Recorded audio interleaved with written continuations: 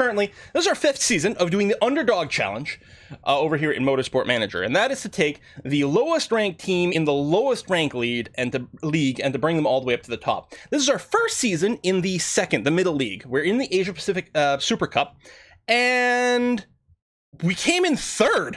Our very first race in a new league, we came in 3rd. We got a podium finish. Max Porter, podium finish, 3rd place. Maritson, I think he's in 11th overall, but probably he came in 11th in the actual race itself. In this league, it's only the first 5 or 6, one of the other places that that give points.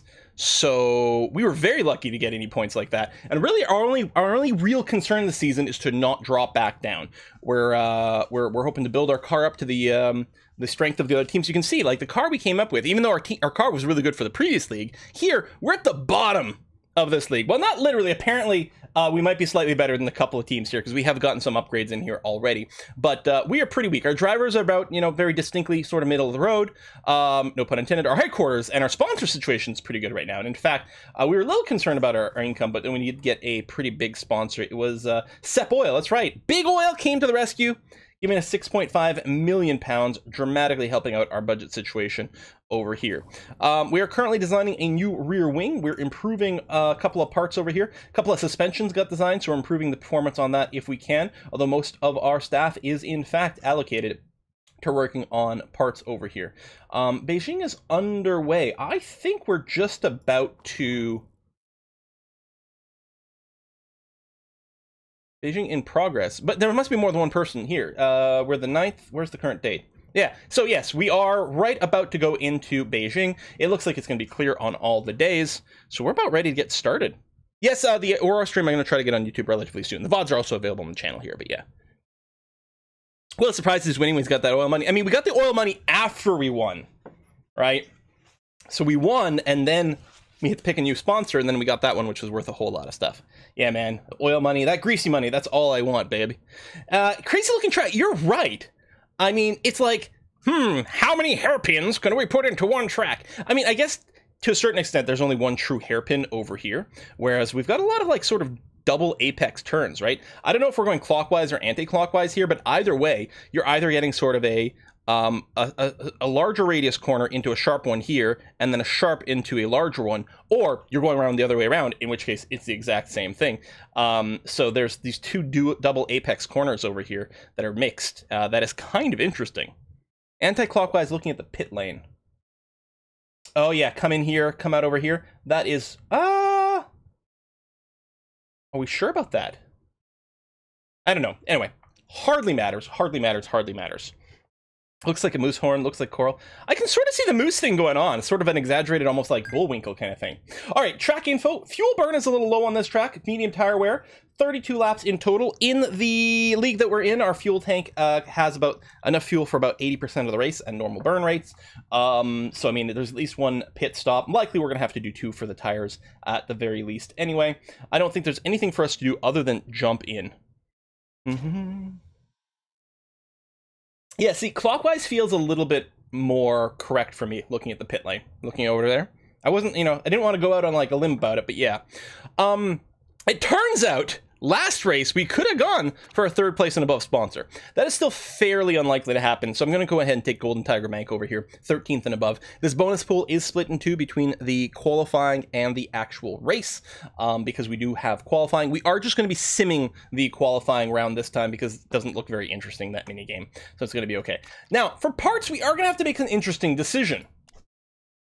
Since it's so hard to score points here, I'm thinking we don't balance the cars.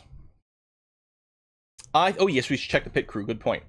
I think we should put our best parts, not that we have that many best parts kicking around. We're not using this new rear wing because it has no quality yet. I guess there isn't actually anything to do, never mind. It'll be more relevant for next races. I think we may have forgotten, I don't know. We didn't put this one into the works. Maybe because we're just like, it's not gonna be ready for the race anyway, so we'll just get it ready for the next one. But before I forget, since we're at race day, I'm going to go and make sure that this gets thrown in there. Oh, unless maybe we're never planning on using this rear wing. Is that it? Maybe we're just going to make 2 good quality rear wings and ignore this one. because we're working on another rear wing now. I think that was our thinking. Okay, so let's not worry about that one. Yeah, let's double check the pit crew. I think we did cycle them a bit. Yeah, there's no one terribly excited or exhausted, so we did some cycling. There may be some optimization there, but let's cross our fingers and hope that it's good enough. Now, since Max did podium last time and he is ahead, I'm going to give him a slight preferential boost to his car, which is already the... Well, these are basically the same. They're 1 point apart. These are both the same. These are both the same. The front wing's a little bit better, so we'll go ahead and do it that way. These are the same. These are the same. Okay, so we don't have a lot of room to play with over there, so it's going to be okay. No. Yeah, the F1 2020 video is a roller coaster emotion. I know, for me too. The crash at the end is hilarious. I haven't gone back. I haven't had the time yet to go back and play some more. And I'm assuming whatever crash bugs were going on, they've probably gone and fixed. So as I could look at the reliability as well, but no, I'm just gonna go. Let's go ahead with this. So right, I want to remember that it's 32 laps over here, because when we look at our estimated tire lifespan, we're going to maybe make a few decisions over there. It didn't turn out to be quite as rainy last race as initially looked like at the forecast. So, you know, maybe we could have done some more tire selection. But here it's going to be particularly important. And it would be nice if maybe we could figure out just one set of tire that will work. And then we'll make sure to get level 3 knowledge of that one set of tire. We'll see. Max at the podium for Verstappen and Porter. I know. What is it about drivers named Max? With doing some amazing stuff. Although, speaking of amazing stuff, if you guys did watch the race on Sunday. Or actually, if you didn't, imagine this. You don't have to imagine it. This is literally what happened. But yes, I guess imagine it. The drivers, the race is starting. The drivers are pulling out of the pit. All they're doing, they're leaving the pit, they're coming around and lining up on the grid. That's it. That's all. Max Verstappen, hotshot star driver extraordinaire wonder kid, crashes his car on that outlap to get to the grid. Crashes his car, shatters his suspension, manages to limp to the grid. And there is, you gotta stop all work, I think 5 minutes before the start. So I think the mechanics had something about 15 or 16 minutes to replace the broken suspension on Max Verstappen's car. And they did it.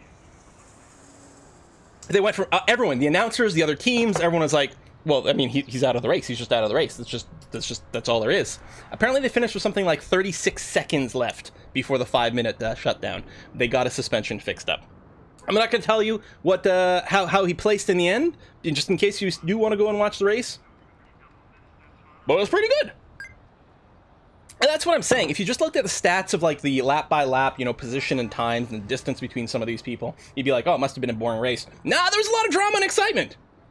Yeah, I know. At some point later, Hamilton on the radio asked how Max was behind him. He thought he was out of the race. He's like, wait, I thought you said that guy was out. Like, all of a sudden you have Max Verstappen in your rearview mirror. You're like, the hell is going on? All right, we're going to select our drivers. Our car setup. Okay, we're going to set up an initial one. So it does definitely look like a high downforce track. I will agree with that. And looking like a lot of oversteer, that's okay. What I think we'll probably do is we'll probably leave these two over here so we at least know what direction to move in as something comes up. There are actually a surprising number of long straights. Like normally, oh my god, I didn't even realize there's another crazy ass hairpin over here. Normally, when you've got such a curvy race track, a lot of the emphasis is going to be on acceleration versus top speed. But somehow this manages, I guess it doesn't have a lot of, to me it doesn't look like it has a lot of fast corners. You know what I mean? It's like, got a lot of straights, and then slow the F down for some pretty intense quartering. And then straight, and slow the F down for some really intense quartering. Which gives me a bit of, sort of, the track for Le Mans kind of vibe, doesn't it? I don't know. Yeah, the Haas with a 3000 IQ play there. Although they did, after the race, get a 10-second penalty because they broke a little bit of sort of formation lap kind of regulations, but still, it was worth it. It was worth it. So what I'm gonna do is I will go and shorten up the gear ratio, just again so that we're sort of on one side of the green, so we know vaguely what direction to move in. Now, tire choice. With Max Porter here, he does not have very high smoothness. He does chunk through tires pretty aggressively. 32-lap race. If we go with softs, and if he doesn't push the tires very much, he could do 3 stints total on softs. He will probably hit the maximum deg wall. The cliff on softs, I think, is at 10%. Yeah, medium's 5. So 10%. I don't know if he'd hit the cliff, actually, which would be okay. And because it will be effectively the medium compound in terms of the track, because there's a softest, a mediumist, and a hardest compound at an even track. And right now with the rules, we don't actually have access to the hardest. So even the third performance band isn't going to be as crippling. The third performance band on the softest tire is terrible, but it's not so bad in the middle. I think we might be able to, he's going to have to conserve, or we might still go with softs, but we might push a lot harder and do 3 stops. I think in the end, though, an all sort of soft thing is going to be fine. If for some reason the tire dag is such that we find ourselves, with like, just, 6 or 7 laps left in the race, or actually maybe even shorter than that, more like 5 or 6 laps left in the race, and we have to stop, then we can do a final stint on super softs. But I think what we're going to do is we're going to practice on softs, because if we can get the level 3 performance boost, which is 15%, we can shave 15% off the time penalty of all the various speed bands. So I think that's going to be a good way to go for our knowledge. Now, Marston, what we'll probably do is we'll probably still go and practice on softs to make sure to get the full knowledge base on softs. But you can see his smoothness is much higher, so he can work a lot further with the tires. He still couldn't do a 2-stop on super softs, though, because especially the way the softest tires degrade, you really look at the lowest end of this. In fact, you may only want to count on something like 8 laps over here. So all of a sudden it becomes a 3-stop race. At a minimum, if we did it all on supers, which is not very viable. It might still be 3 stops on soft, but with Marston, he can really just 2-stop this. In fact, if he ran on the most conservative the entire time, he could probably 1-stop it. However, what's going to be faster for us? And that's a little hard to work out. Would it be better to do 1 extra stop, but be able to be more aggressive with the tires? Or is it better to not stop the extra time? I mean, the stop is going to cost us about 20-25 seconds. In total. So you have to save a lot of per lap time to make the extra stop worthwhile, which means it's not normally. Thing is, I don't think it's realistic. Like, again, if we ran on super conservative 1 stop with Marston, I think we probably plan on 2 stop with Marston with the softs. And then the question with Max Porter is he might be able to squeeze out a 2 if we're super conservative, but in all likelihood, he's going to have to 3 stop. And I think that's probably going to be faster. We'll assume a 3 stop with Porter. Yeah, we can wait until we see the wear in the race. That is absolutely true. It does say it's medium wear in the race, and it does keep those numbers into account. It takes into account the wear, the smoothness and things, and your car design in terms of calculating these numbers for you. So, anyway, we'll practice on all those. In terms of setup here, I am going to assume we're probably going to be closer to the more downforce side. And again, I'll stay on one side towards the green. And over here, I'm going to short up the gears. The same sort of thing. Be close to one end of the green so that we get to see a little bit more what's happening. I'm going to go ahead and take practice because I enjoy the practice minigame, as well as the fact that the automated system doesn't necessarily crush it. Yeah, we're going to do race trim. That's going to be fine. You're going to go out and do that. And then same thing here. And we're just going to bring you in right away. Because it turns out it doesn't matter how long they run. Even their outlap, they can give us all the information that we might need. I mean, the longer they run, the more the sort of green band shrinks. But it's going to shrink a little, and in any case, the poor, good, great, excellent kind of thing happens on just the outlap, and that's all we need right now. I don't really need to know the green band shrinkage. Okay. Essentia's adulting. Adulting is not allowed. Alright, so we're very poor at speed balance. We have no idea where we need to be, but clearly we have to move to the right, and we have to move to the right a fair bit. So I'm going to call that a fair bit. I don't want to overshoot. I think probably here. It's unlikely, I suspect, that we've overshot the excellent, but we will see. The handling is already excellent, which is good. The downforce needs to change quite a bit more. It could be to the left, but probably it's to the right. Let me move about this far. From a good, this should hit the great. If it's still good, then we probably overshot it. If it goes to poor, then we know the sweet spot is over here, in fact. Pull back a little bit over there. And the handling, what I'm going to do is I'm going to bring that down to a slightly smaller change. Something like that, and see what it does. If it's still great, then the excellent might be right in between. If it goes to good, then we know the great, or the excellent is to the right. Boom, boom, boom. Max. Oh, we got excellent on the handling for Max Porter immediately. Oh, maximum handling. All right, we want quite a bit more downforce, which is pretty much what we expected. Although it's not poor, So it's not, you know, maybe not super far. The speed balance is poor. Let's go ahead and, yeah, there's no way I would say there's enough room to the left of us for it to go good, great, excellent in here. So we're definitely going to go with some longer gearing, maybe about that far. I'm not worried about breaking the excellent here because we found the spot. We can always come back to it. So I don't need to worry about microing that kind of little bit. Max handling the other guy. Boom, boom.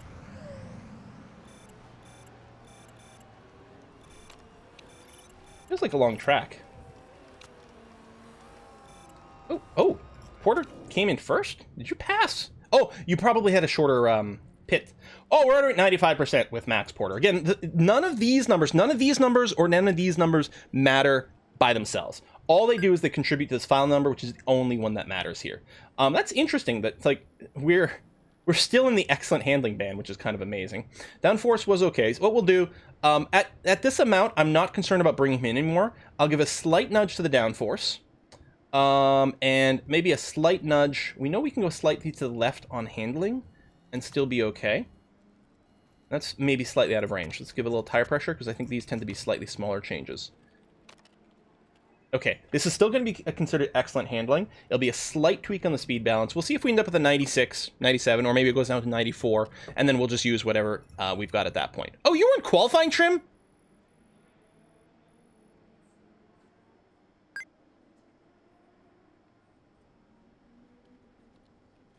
I don't think it matters, because it was only two little things, short stints, but ew.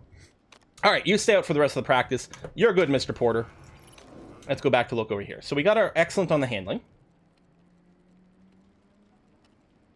Ooh, it is to the left for the downforce. I mean, high downforce certainly makes a lot of sense, but it is interesting because here was good, over here is okay. So we do want, we're pretty much going to be on the left edge of this green band here for our downforce. It was good there. This might be a little too far.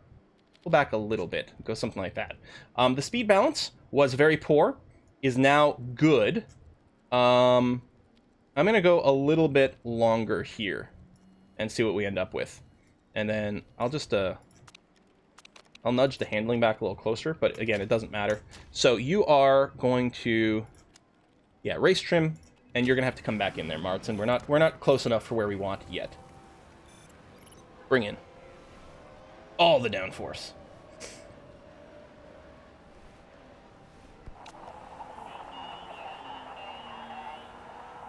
And out. Oh, great across the board, but what's the final number? And we know we know the excellent handling spot. Oh, yeah, 96 is pretty darn good. So the handling, we need to nudge it slightly to the left. There we go. Theoretically there. And 96 is good. We might be able to squeeze out a 97. In fact, hell, maybe this will make a 97. We don't know. But I'm going to say you are good to stay out for the rest of it. Yeah, qualifying trim we're just going to ignore. I mean, if we max out the race trim, then we might bring them in and see if we can squeeze out one level of the qualifying trim. But the race is the most important thing for me. Tire knowledge is going up pretty well. Oh, downforce. Is it Red Bull that says they have so much downforce that they could drive their car on the ceiling? I think so. Go racing trim. How much time we got? Nah. I mean, theoretically, we might be able to bring you in and change to a qualifying trim and still be able to do it, but it's pretty unlikely. In fact, we're going to be a little bit tight to actually hit level 3. We will hit it, especially since if you pass the start-finish line, you still get to finish it even after the time runs out. But yeah, they have done it. The Red Bull F1 channel actually has a lot of great kooky videos of them doing truly bizarre things. I like their 0G pit stop. They did, you know, the Vomit Comet with the parabolic flights? They did a 0G pit stop in there, which was kind of excellent. All right, so we hit level 3 on everything. Although, here's the thing. I don't know if it's better for us to do the soft tire expertise, or we might still want the pit stop mastery for shorter pit stops. That's a really hard one to answer. Lingonberry Clown! Here's a contribution to the Fuel and Tires Fund. Oh, good. Now, F1 cars, they have specialized fuel, right? I wonder how expensive it is. And actually, I think this came up, it might have come up last week. Do we have any idea how much the tires cost in F1? Like one tire, for example. Or maybe a set of 4, either one. They can't be cheap. I mean, they're like such a specialized product. basically jet fuel? Seriously? Wow. All right, so we don't really care about our finishing time in practice, although in a sense the time here might be representative of what we're going to get in qualifying.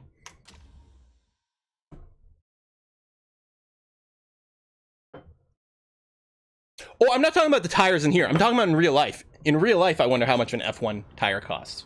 All right, so here's qualifying. Yeah, nothing much to do. I mean, we're not going to do it in soft tires, but I guess it doesn't matter what we pick here. I'm not going to do... I don't feel like we've got enough reliability here to do any weight stripping, so we're not going to do that. Our setup, we'll double check. Yeah, 95, 95 both ways. And over here, 96, 96, that's fine. They're both going to be on supers for this, which is okay. And yeah, I'm just going to simulate the qualifying because it was boring AF. All right, Porter, Martin, they're on their outlap. Oh, there's still a lot of drama here. I'm actually happy they don't just show us the final total. All right, no purples for us. Porter, 5th and dropping down. 8th for Martin, 11th. Way under sponsor objectives, which isn't a terrible surprise. It looks like they just came in for a fresh pair of tires, though. They're outlapping. Can they do better? Can they improve their time above 17th? Not a lot of time in here. Martin 16th, Porter down to 18. Thing is, on paper, Martin should be the better driver than Porter. They have fairly similar stats, and I think Martin's slightly better overall. 16th and 18th was pretty bad. Obviously, we would have liked to meet the sponsor objectives. I don't remember. I think we did get him last time, didn't we? Did we start maybe 12th or 13th? I feel like we might have had someone in there, but that's okay. Oh, Quill steals my time. Longtime fan, and to be honest, you steal so much of my time. It's crazy. However, I wouldn't want it any other way. Your voice is soothing while you destroy Deity Civ AI, and I appreciate all your work. All your Slay the Spire and Monster Train runs are awesome. Well, thank you very much for that. I do want to do more Monster Train, especially since they did just drop a bunch of new content for that, and it would be really exciting to see. A set of tires for $1,700. Interesting. I recall correctly last week, best pilot in queue was 14th. Okay. Approximately $700 rears and $600 front tires. Interesting. And things do change, yeah. F1 cars can produce up to 5G at top speed. Oh my god. So yeah, driving on a ceiling is easy. All right, so that's going to be fine. Hopefully the weather is still sunny. Well, I mean, honestly, no. We are, and this is true in real life too, right? The lower tier teams really want bad weather because it throws so much RNG into the mix, so much randomness into the mix that makes the drive considerably more unpredictable. So,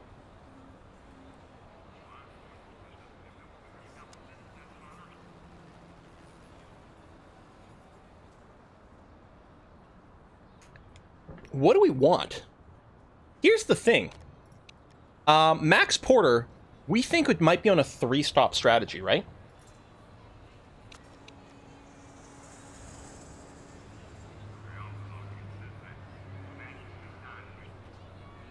What if we just makes the stop super short? I mean, the longest time for the pits is just driving into and out of the pits. But we can save, so I think this will save about a second on the actual tire change, and then another second on the whole pit stop as a whole. If we're saving 2 seconds per pit stop, for 6 or 8 seconds total saved over the race, I think that's probably what we want for Max Porter. I keep going to say Max Verstappen. Hey, Zender, thank you. Hey, Quill, I'm glad you returned to Motorsport Manager. I bought this game after seeing a few episodes from you, so take this as thanks from Czech Guy for showing up in this game. Well, thank you very much. And I hope you enjoy it as well. I keep seeing a few of you guys on my Steam friends list completing various objectives or achievements in here, including the Underdog challenge. So that's pretty exciting. Isn't the limiting factor fuel though? It is. Now here's the thing. In this race, we can actually have 80% of the race worth of fuel in our tank.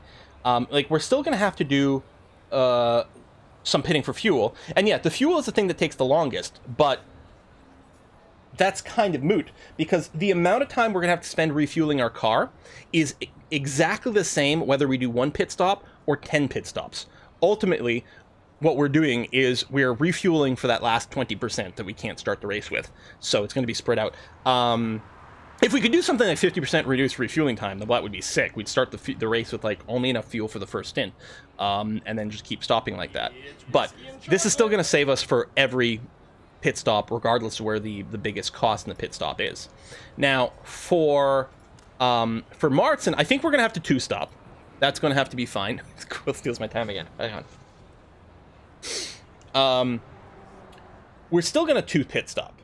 So there still can be a lot of time gained over here. I feel like the race trim is good. And I think the thing is, I think we're only going to race in soft tires. So I'm wondering about this. I mean, it's a split strategy, but honestly, we don't need two consistent drives. We need one driver to have the absolute best. And we actually don't know which side of that is going to be. Oh, the video of the repair job is up. It took 13 minutes, 49 seconds to fix it. That is crazy cool. And while I'm here, so this is from Quill Steals My Time again. While I'm here, have you considered doing a Minecraft playthrough? We've been talking about it on stream the last few weeks, that it's something that is very high on the possibility list. And Kiss for Luck keeps trying to get me into Minecraft too, because that's one of the things she streams a lot. Stardew Valley playthrough is amazing. I think it would be just lovely to see. Have a wonderful day, Quill, and good luck racing. Well, thank you very much. And yeah, at some point we got to do some Minecraft. So it's 32 laps. I know, Pit Stop Legend is amazing. I think, here's the thing. Oh, right, I forgot. Oh, okay, well, we can't do light footed because we're not running medium tires, we're running soft. Pit Stop Legend is really good. So if we're thinking 2 pit stops, this is going to save us 1 second each time. So 2 seconds over the course of the race. I feel like this is going to save us more. Especially since we're not on the softest tires. If I go and check here, so we're going to be in the middle compound. So when we're in the best performance band, when they're fresh, we're still losing 3/4 of a second per lap. When they get to the middle compound, so after they hit about, with this tire, it's going to be when we hit about 65%, it's going to switch to about a 2-second penalty per lap. Whereas, so this 15% performance increase is going to drop that 2-second penalty by 15%, which means this theoretically should save us 0.3 seconds per lap in that middle band, which means overall this should save us a lot more time than Pit Stop Legend. We might do super softs on the final stint. It's going to depend on exactly how much time is left. If it's short enough, then we will, even if we have the soft tires thing. So anyway, I think soft tires and race trim are both going to save us more time than Pit Stop Legend. The same might be true on the other side, but we're going to try it and see. It'll be really interesting to see. Does Pit Stop Legend make the whole pit stop? Yeah, it's the total. We did check that. It's not each individual thing, because it would be insanely good. Like, it would be stupid good if it were. It's not stupid good, but it's still pretty good. All right, yes, we're not starting on super softs. We are going to start on just softs, regular softs over here. Fueling, so we are going to start fully fueled. Even though that's going to make us slower at the start, the amount that we get slowed down per lap of fuel that we're holding is a lot less than the amount it takes to refuel things. And so what we want to do is we want to minimize how much time we spend refueling. If this penalty were higher, or if the refueling time were lower, then it might change our math a little bit, but we're going to do this. The tires are good. Tires are on the softs over here. So we keep doing the math. We keep having discussions about it on Discord, and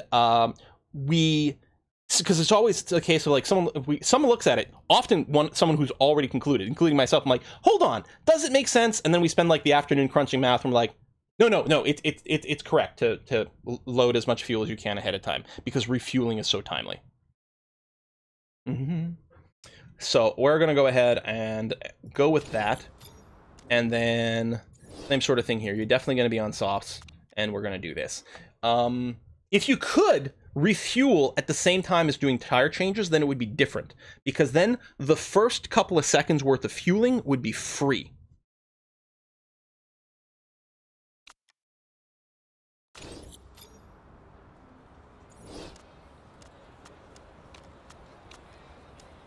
Although then we'd still, I don't think it would change it that much. Repairs may still be a thing. Our first race, repairs were a big part of our strategy, and since repairing can be done at the same time as fueling, we did underfuel a little bit more. But most of our parts, if not all of our parts, are at about 80% reliability now, which to me should avoid them actually breaking down. Didn't give us enough room for weight stripping, but should mean that breakdowns aren't going to be an issue. Should.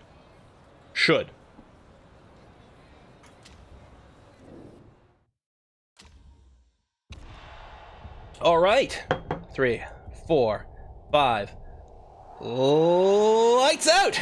And away we go. So 17th and 18th, actually we lost a lap right away, didn't we? Because we didn't reach 16 and 18? Martin's gone down. Porter's gone up. Porter's going up some more. Porter is a monster. Why is he so good? Lots of people on softs, but I think, I mean, unless they're considerably more smooth, I'm really hoping that our somewhat endurance-based strategy is going to pay off. Porter's a monster. Oh, that's right. He is a first lap hero. I forgot about that. On the first lap, Max Porter has +4 to all his stats. So with that, actually, it's a bit of a shame that he hasn't pushed more than this. Max Porter, living up to his name. Porter. It's because he's going to carry the team, because he's a porter. I bet Porter has a fan club called the Supporters.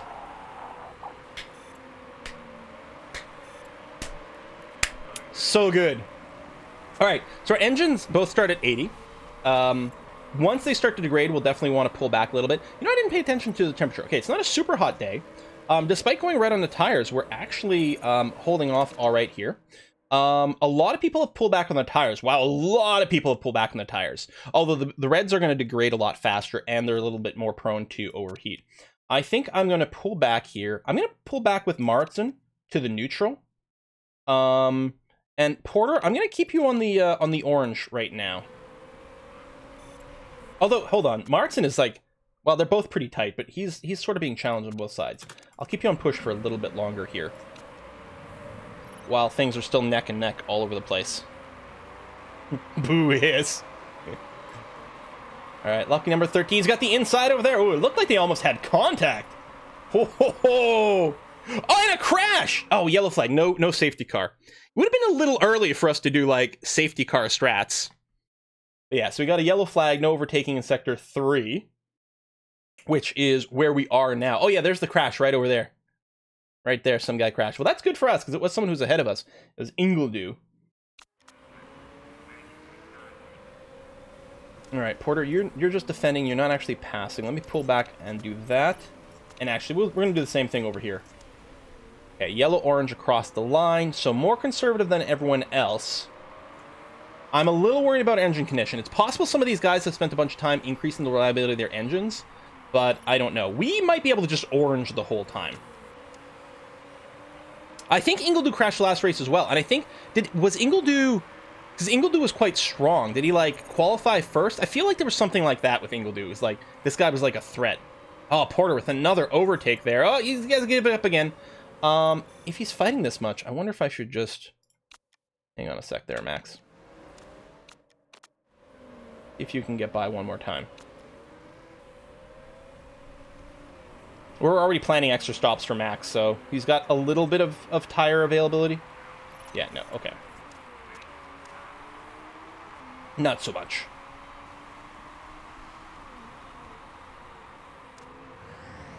Ooh, Martin, I don't want you to lose a place here. You're really being pushed at. Okay, better.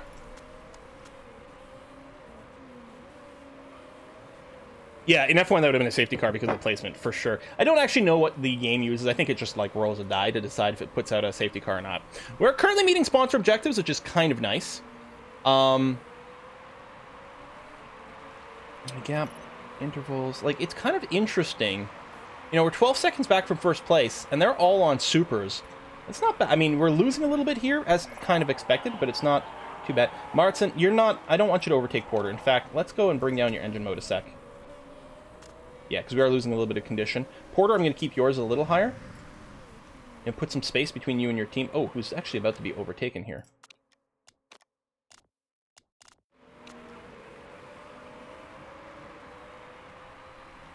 Okay. Now that you got a little bit of space, that's good, so you won't hold up Martin as much. Although, no, Martin just lost the place. Oh, damn.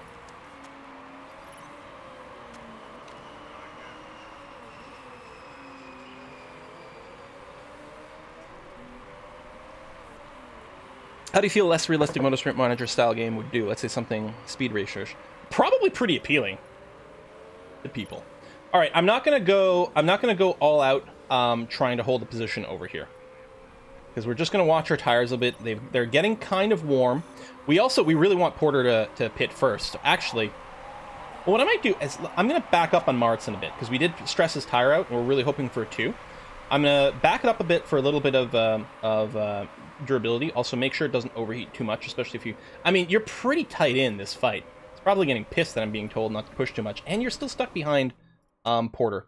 Porter, well, let's push your tires up to an orange. Hopefully you can put a little bit of distance between you and Martin so you're not holding him up so much. Or do we just let Martin go by?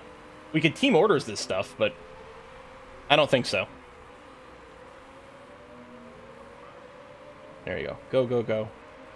Okay, you're a little safer behind, which is amazing. Yeah, you're just really being held up there. Tell you what, go to attack. I mean, the temperature will be a bit much.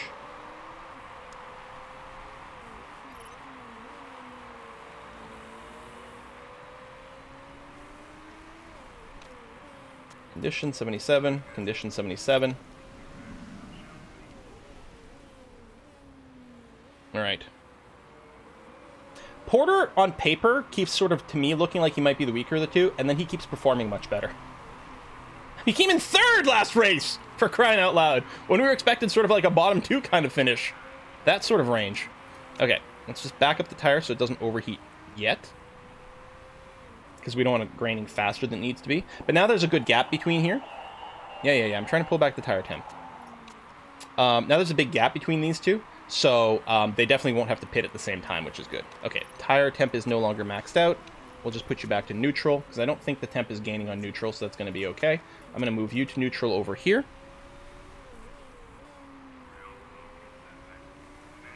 Okay, so on the medium of the compounds, so when we hit the bottommost band, our delay per lap goes from a 2 to a 3.5. So it's an extra 1.6 seconds per, 1.5 seconds per lap slower, but which is not great, but it doesn't to me trigger like emergency pit mode. Whereas if you compare it like with the super softs, when you hit the bottom band, you go from a 1 second per lap delay to a 5 second per lap delay. So when the softest tire available at the race hits the bottommost band, like when your driver complains that the tire deg has gotten a little high, it's like, yeah, pit, because you're slower than the harder compounds at this point. Yeah, we did push Porter's tires a lot. Although, see, these guys are hitting their lowest band in a crippling way. They're hitting the cliff. We can go for another, probably one more lap over here. Oh, I should bring this down to a high. Okay, no, we're not bad on the engines, actually. Overtook a bunch of drivers because of the pitting. That's all right. Temps might be continuing to rise a little here on the yellow. That might just be static. I'm not sure. Do we pit this lap, or do we go one more?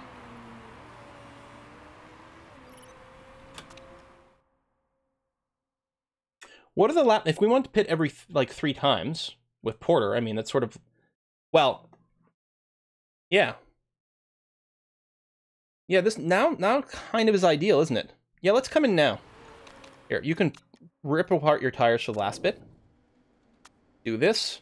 I'm not going to put in any fuel. Well, no, because as long as we've got enough fuel for the next stint, it doesn't matter if I refuel now or refuel later. And in fact, if it turns out that we do need to repair a part, we want maximum refueling later on. So as long as we've got enough fuel to handle the stint here, which obviously we do, it doesn't matter whether we fuel now or later, we're going to end up with exactly the same delay. So yeah, no fuel, just mediums, says Theodorbson, and I think that's 100% true.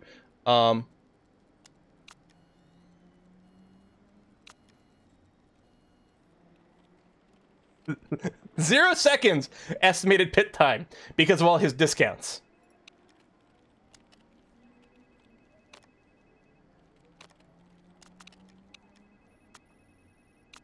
Putting 1 lap of fuel in would cost us 4 seconds. Quoi? Quoi?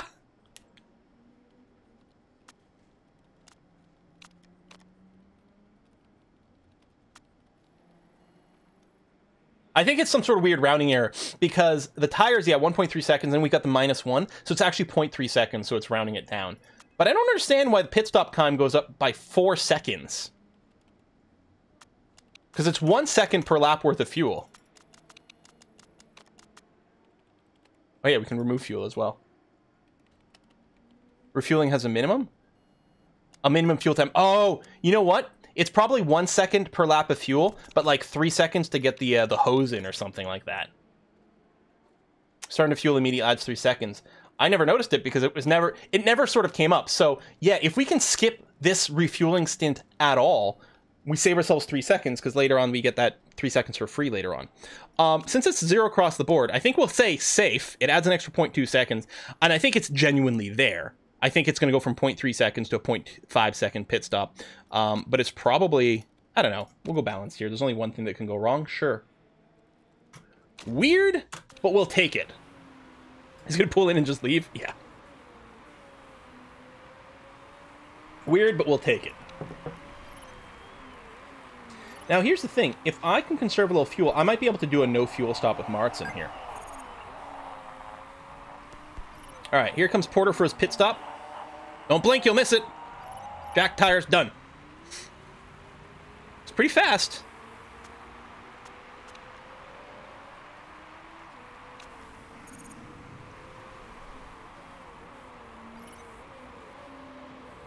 Drive through, come out with new tires.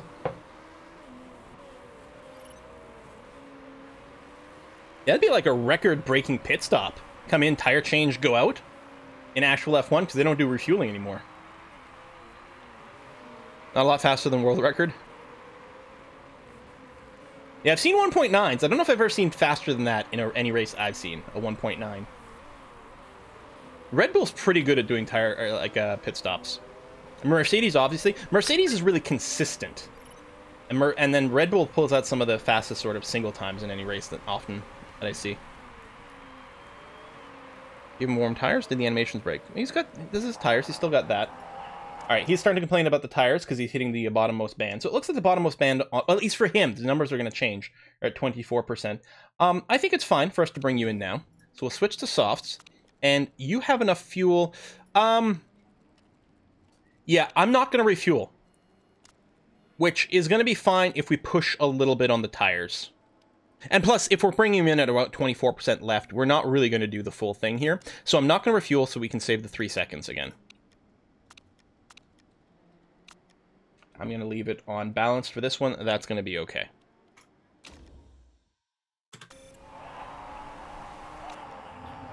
The places drop down a bit after the pit. Same thing will happen with Martin, but that's okay. Engine condition still okay. We're going to keep racing mostly on the orange here. Not so much Martin because he is actually going to be a little fuel limited on the second stint, but we're trying to save that 3 seconds.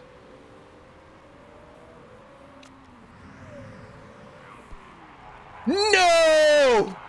No!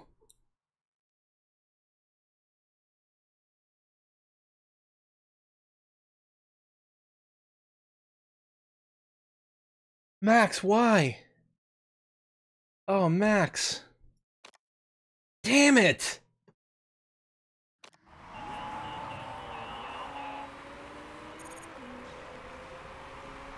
The wrong way, Max.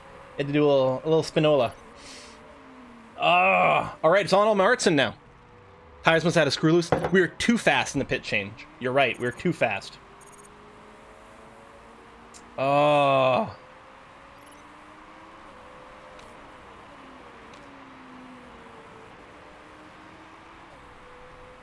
Curses. Max, this isn't the parade lap. Max, driver's name Max and crashing into a wall. Name a more iconic duo. Yeah. Now we got to get Martin to get some places. I mean, right now he's just one off. And, I mean, he has pit.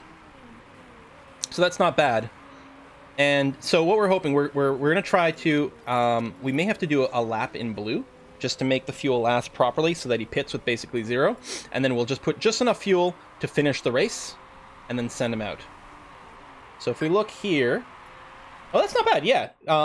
Because he can do basically 13 more laps. The tires should be okay. We'll do... we might just do the last one on blue, but let me just blue it right now since we're not that close to being overtaken quite yet. We'll just do like just a fifth of the lap on blue, which should make it work out properly, and we'll keep checking the numbers. All right, I'll just put you back on medium for now, and that's going to be okay.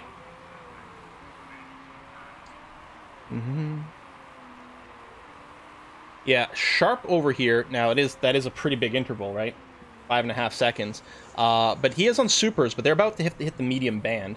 Now, the super softs and medium bands are only lose 1 second per lap, so they're still going to be faster than our softs. But if they do hit the lowest band, that's going to be okay. And then, yeah, way up here, we've got a lot of softs. There you go, a little tire change there. They're a little too far ahead of us for us to actually gain a position from it. Well, hold on. Ooh, he's still in the pit. He's still in the pit. Hey, there we go. We did gain a position there. Lovely. Oh, my God. This is in 13th place there.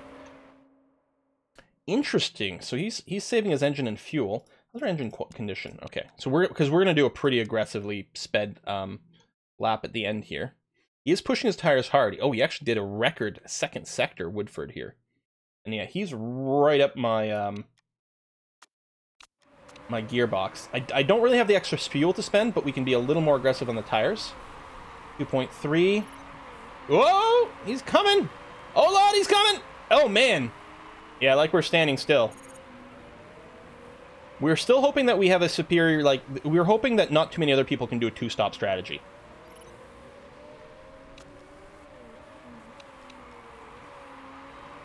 As a weather forecast, you're right. I haven't been checking it. It was supposed to be clear the whole time, and it does seem to be the case.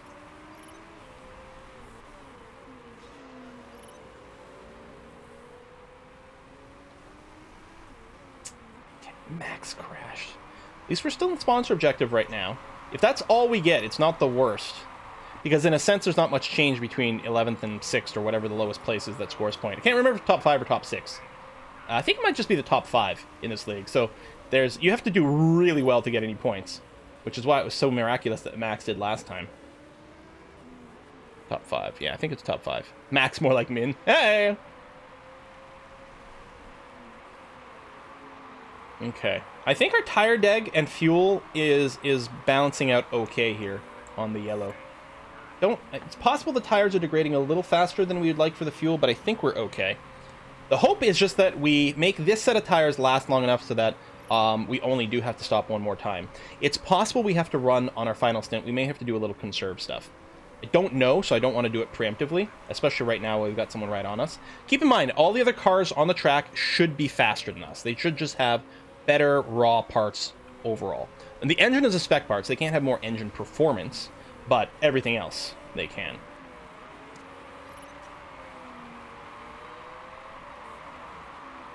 You know what? I might shorten this up a little bit. Oh, they got actually a little bit delayed there, which is good. 0.6, nearly 0.7. There's 0.7. 0.8. Oh, we're getting some distance between us. All the fighting they're doing is slowing them down. Nearly a second. And how are we doing up front? 0.3, 0.2. Are we catching up? There might be some different deg rates going on here. 3.3, no. But the gap behind us is increasing. That's really good. 2 crashes, but one of them is not one we want. 0 point places count for tie breaks. Okay. Fastest lap on Warren Saucer Fox. Okay. Things happen. I don't know. I mean, half the drivers at an even point are being held up by someone in front of them, so at a certain point, just having clear air might give you a fastest lap, although here we've got clear air and it's not doing anything for us. Although it is letting us put some space behind us, which is really valuable. Now, there's no such thing, there's not really air turbulence, but being behind someone and then being limited by their performance in any given corner slows you down, because you can obviously not go any faster than them. Okay, I actually think, yeah, the tires are degrading a little too fast here. I'm going to go to a conserve strat. Because we were hoping to basically pit with 0 fuel left. Well, where are we? Yeah, no, there's a lot left. There's 14 laps remaining. Well, actually, we could theoretically do that on the sauce, but, I mean, we could, but we'd spend a lot of time potentially in the lowest band. So just delaying that lowest band here, and then the same thing for a next stint, is probably where we want to be. We are being fairly conservative here, but I think that's better than the extra pit. I think supers ain't going to cut it for the last stint. No, I think it's going to be regular softs. That was always the plan with Maritson. It was very unlikely we were going to be able to do supers on the final stint.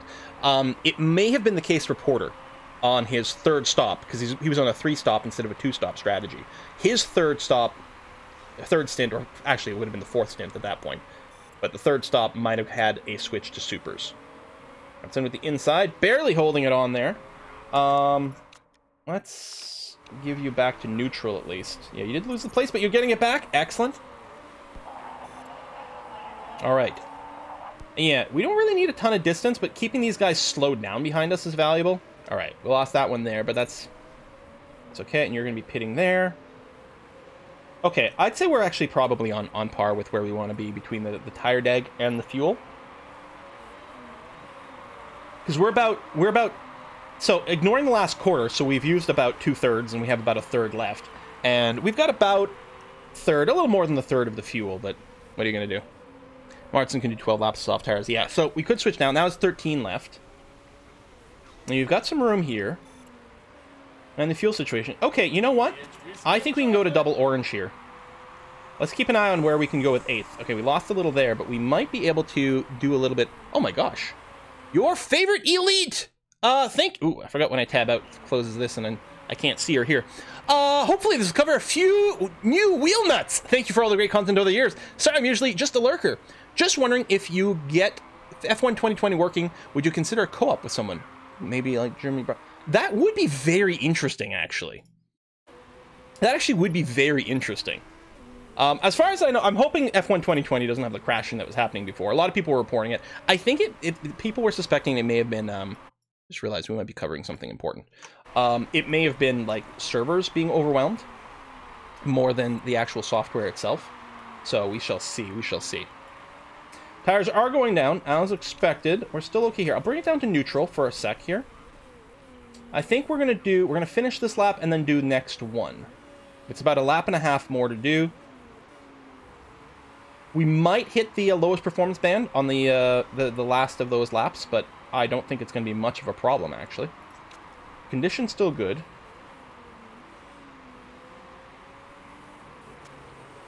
So we're down to 46%, 47% on some of the parts, but this should be okay to finish the race with. I don't think it'd be as crazy as last race, anyway. Alright, so there's the pit entrance here. Yeah, so we will hit the bottom most performance band, but it's not going to be a problem. So, we're going to plan a pit. So there's going to be 10 laps remaining after this. This should round up some...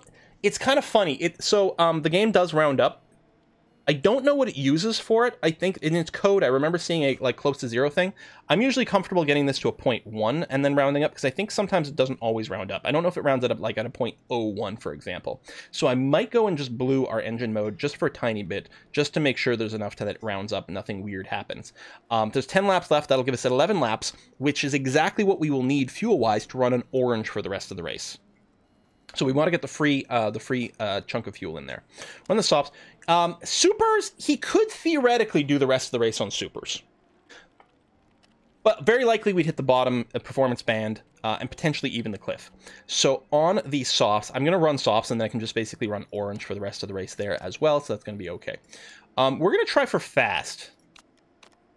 Save 2 seconds. That's pretty substantial. And... so far, our expected value with running on fast has been a net advantage. Occasionally it costs you, but generally speaking, it improves. So I think it's going to be worth it. I mean, it's 11% more risk. If we feel that balanced is worth it over safe, then it's the same calculation to go from balanced to fast. Now, safe over balance is saving us 3 seconds right now. 2 seconds, I think it's still probably worthwhile. I think we're going to take the risk. So 7.3 fueling time. Out of curiosity... we can do a part replacement at the same time. Now, if we're doing a part replacement as well, I might be tempted to go with the balanced pit strategy here, because it's one more action that we're doing that could go wrong. It is free in terms of the amount of time that's here, but it's something that's going to be wrong. How much do I think 46% is going to be a problem on 10 laps? I don't think it's going to be. I think the parts are in good shape. I'm happy I took a second to think about it and then just go on autopilot. But I think we're on good shape. So I'm going to go fast. Gotta go fast. Let's do this. I'm just going to go and hit blue on my engine mode for a second. Oh my god, there's another crash. Well, alrighty. And lots of people are pitting with some engine problems, or mechanical problems as well. So they might be taking a very long pit there. Okay, that's probably fine. I'm just going to go back up to yellow for now. Oh! Safety car. All right, guys. We're going to pit during the safety... Oh, right, we're already doing that. I guess I'm already being slow. That's why we're moving so slow. So I may as well go to double blue. And behind the safety car, which we are using, you half wear anyway. So our fuel is definitely going to be fine. Our part's going to be okay.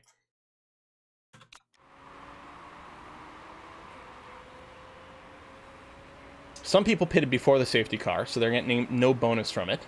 Other people are going to get a free pit, but that's okay. What does the safety car do? Okay, so the safety car is actually on the track, and it limits your speed. No one can go above a certain speed while the safety car is there. Everyone piles up behind it. And the safety car bunches up the circuit. But because everyone's going so slow, even though the amount of time we're going to be spending in the pit is going to be exactly the same as before, you know, total amount of time driving in, stopping, driving out, you know, 20, 25 seconds, whatever it's going to be. That amount of time is the same, but because everyone's going so slow, it's like we're losing less time. Because if they're only going half as fast, then it's sort of only costing us half as much time, which is kind of amazing. And yeah, we will go super aggressive. In fact, we might go double red on everything.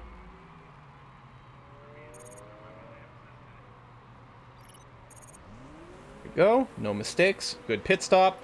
Coming out ahead of people, although I think they were all behind me anyway. Coming out in 5th place right now. We're going to sit on double blue right now because...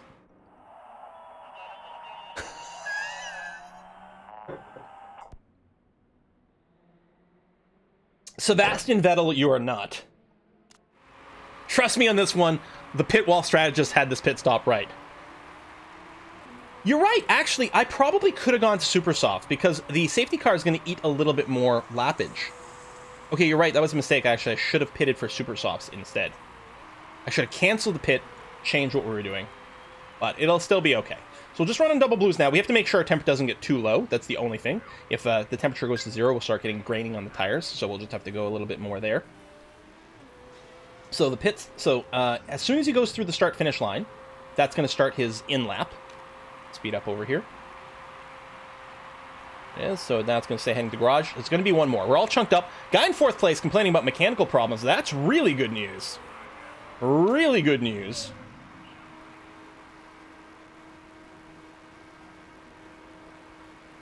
Tires, okay, tires getting cold. I'm just going to push up to orange here.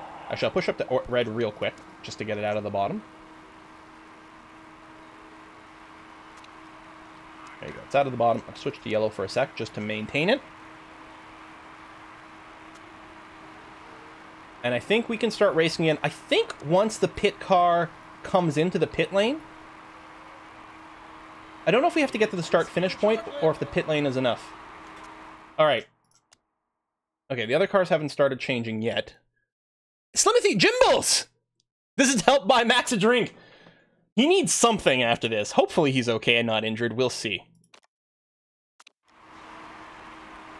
He's coming in. Everyone else is still on blue, but we'll go ahead. We'll go ahead and tell you, I'll orange anyway.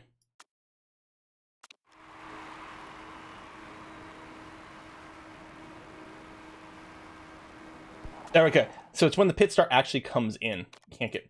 He's complaining because he's been behind this guy for so long. Dude, it's like, no, man. It's fine. Go double red. Go, go, go, go, go, go, go. Oh my god, it looked like there was some contact there. 5th place. Oh, look how... We're 4 across! 4 across, shoving people... This is like the start of a race. These safety cars breed safety cars, right? That's the reality of it. Oh, we lost a bunch of space in that melee. If we could somehow crack the top 5 here... We're dropping some more. We're dropping some more. We need Max! Where's Max? Come on. Yeah, we're gonna stay on double red for now. Push, push, push, push, push, push, push. Push, push, push, push, push.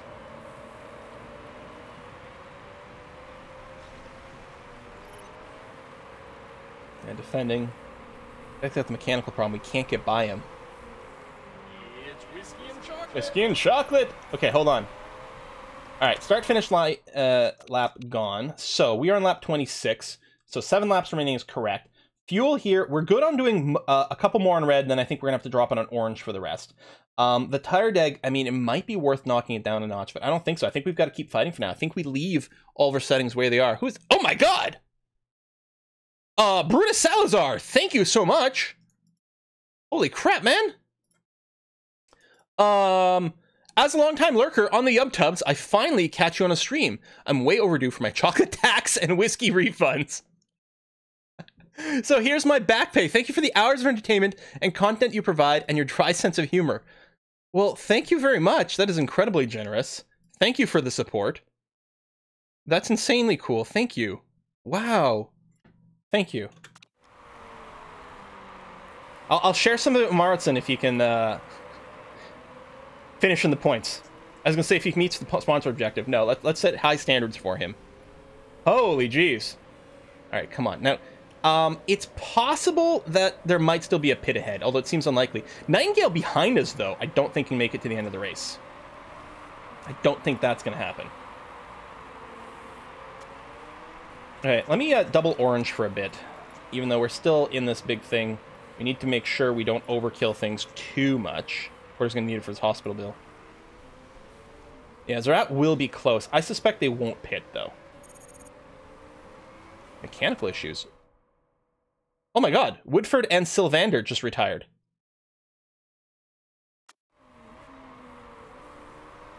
Yeah, there's smoke. Their cars are smoking coming in here.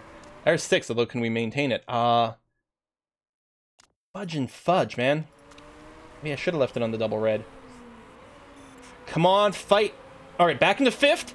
Back into 5th. Hold the points. Hold the line. Hold the line.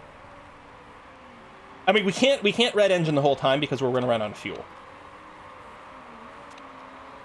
Parts should be okay to the end. We might have some that hit the red, but they should be okay. The tires are getting too hot, though. I have to go to double orange. I have to.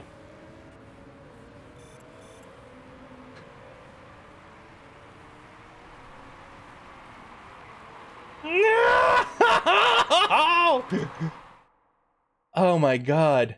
And their form is so low, too.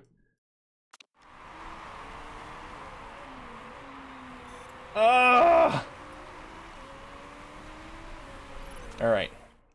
5 laps remaining.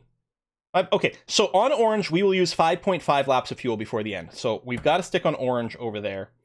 There's no one behind us right now. Oh yeah, 1 second. Oh yes, that's still a second. It's still surprisingly close. Worried about our tire temps. Oh my god, come on. Get in there! Yes! Yes! This guy on his softs. His softs, he's in medium band over here, and so are we. Like, his softs are still super softs are still performing better than our softs. But at the end, so as soon as he goes in the lowest band, he's going to have 5-second a lap penalty on his tires, which is going to be substantial. It's going to go from 1 to a 5. It's going to be 4 seconds a lap slower once he hit about 1/3 tire left over here. I think we're going to be able to pass him at the end. I think we can pass him at the end. I'm going to go to neutral with my tires for a sec, because I'm a little worried about them overheating. Oh, I'm fine with sharp. Yeah, true. No. Yeah. But I still think he might fall behind. I realize that's sharp. You're right. My bad. He's going to be fine, because we're on the same tire. I'm wondering if Zarate might... Ooh, that was a big burnout there. Big lockup. I'm wondering if we might be able to pass him. I'm not sure if it's possible. Yeah, I can't push the tires anymore. Well, that's not true. When I get to the last lap, I won't mind, like, sort of melting them down for temp, but for right now, I've got to manage that. Yeah, because we'll grain our tires the last couple of laps. We'll just overheat them. I don't know about last couple. I don't know if there's quite enough for that. We'll see how we feel like. When we start lap 31, we'll take a bit of a check on our tires here. We probably will have the ability to do it.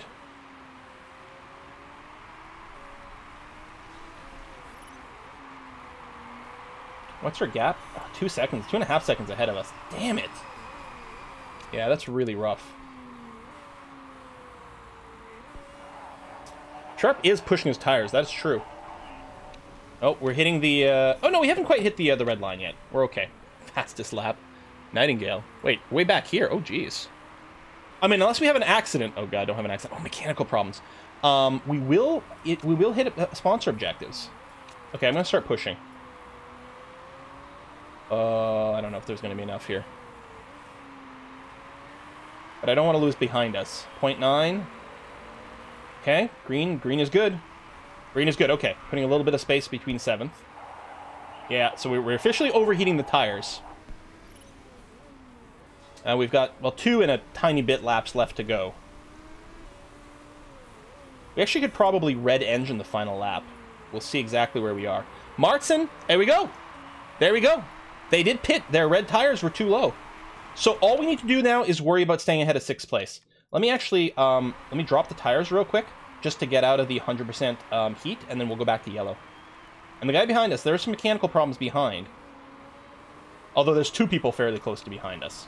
Yeah, I can't tell. We might still be pinned on here. Closing a little on 4th, but we're not gonna push that much. Okay. Go back to yellow. I think we've got a little gap there with the temp. We still have 1 more lap to go. I'm not going to burn it yet, because we're going to hit the cliff too much. And actually, where did 7th place go? Ooh, okay. So all we've got to worry about really is Hugh, who's also got mechanical problems. Who's actually having to go full conserve on his tires as well. Because he's in the lowest band. In fact, he's gonna worry about the cliff. We're officially on the last lap. And yet we can go to overtake mode with our engine as well. We may even not need to rely on the tire as much. Bit of a close in there, but let's take a look. Okay, 1 second. We're out of DRS range. There's no DRS in our league. 1.1. I mean, unless there's something catastrophic that happens ahead of us, we're not going to gain a position. But we will score some more points. It'll be across 2 drivers, but you know, it both puts them into a little bit of competition there, and again, gives us a good chance to not get dropped here. Tires dropping quickly. I think on the softs our cliff is at... It's at 10%, because supers are 15% and ultras are 20%, I think. Hopefully we're not about to hit the cliff. That would be pretty bad. That would be really bad, actually. Alright, we're finishing up here. Yeah, less than a second. Less than a second behind us. There was a wrench up front, too, but yeah, there was not a whole lot of opportunity. 0.04 laps of fuel left. Well, I think we maximized our fuel gain. We got a point again. Unbelievably happy about that. You also get 2 points for fastest lap, and you also get 2 points for qualifying in the first, in the pole position. We don't get those. And they are worth a lot, because the points you get in this league, the way it's set up, achievement unlock, fastest crew in the world. Oh, we got a world record pit stop. Do a sub 1.92 second pit stop. Must include a tire change.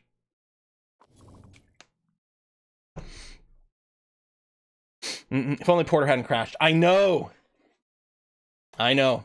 But hey, getting any points here, that's crazy good. Scrutineering. Watch us go up because the people ahead of us have some illegal card. We cheated with the 0-second pit stop. I mean, it actually wasn't 0 seconds. I think we were in there at something like 1.7 seconds. But still. Oh, there were some... oh, no. That's not the penalty. That's fastest lap. That's the pole position bonus. So yeah, I think it's 8 points for the win. I think it's 8, 6, 4, 3, 2, I guess. So 8 points. You got 2 extra points for pole position. So, or she, Molly Fox, led from pole to pole. No changes. No changes over here either. Martin went up 11 places. I mean, come on! Come on! Ah, if only Max hadn't crashed. Yeah, Max with a 3rd place position that last time. So, I mean, we did drop from 3rd to 5th over here, but, I mean, all we care about is not coming in 10th. And so, because there's even payouts at the end of the season in this league. So we really, in a very real sense, we really don't care that much about our final position. Check Molly's contract thing. It runs out soon. She becomes a free agent. Ooh, okay. No Porter from now on. We're going to get Ale instead. That's the result. Nice. We came in 4th. Yeah, baby. Yeah, Max has no more improvement to do. It looks like Martin is capped out on his improvement as well. But yeah, you can see, like, stat-wise, 20 braking, 20 cornering, actual smoothness. Overtaking is about the same. Consistency on Martin is a lot higher. Adaptability is a little lower. Adaptability matters for, like, range for wetness and stuff like that. And there was some wetness and things last race, so maybe that's one of the reasons Max did so well. Fitness is higher on Martin. Feedback is, which doesn't really matter. Focus is higher, so that's odds of an accident. So again, on paper, Martin should be our better driver. And yet it seems, and maybe it's just the first lap hero stuff that Max Porter does. It just shoots him so far ahead. Like how we can do so well and still lose money for the race. Well, we have sponsors, so we're earning overall, but it looks that way, you know?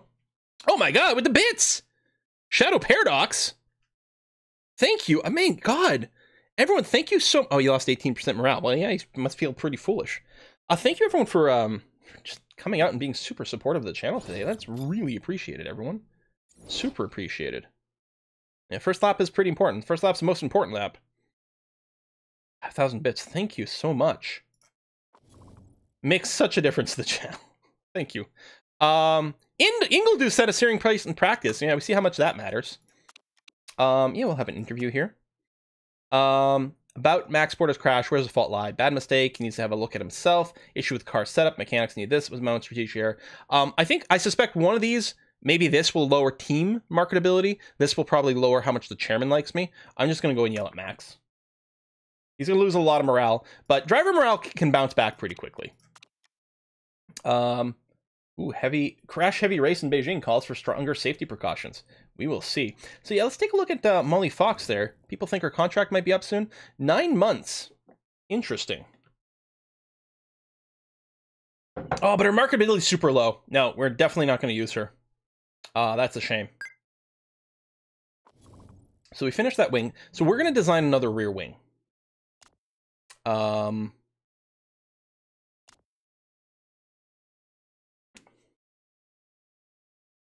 Soft supers and ultras. I mean, that is quite a lot of range. That is a lot of range. In a second, good, but it doesn't matter. You can do this. I mean, red zone, no. We're not going to do any illegal parts. I mean, we could save ourselves £250,000 in 3 days if we don't put on a great component. Well, the fuel efficiency is pretty good. It's minus 20% reliability, which means longer repairs. That is interesting. That is interesting. It would be very good to have, wouldn't it?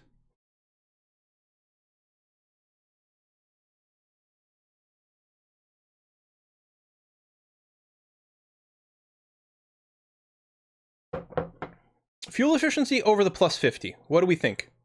And the plus 50 is only soft supers and ultras. We don't really do ultras. And some races will be forced to be on medium. Some we may even be forced to do on hards. I guess fuel efficiency is always good. The last one is the same as the third one, no time cost.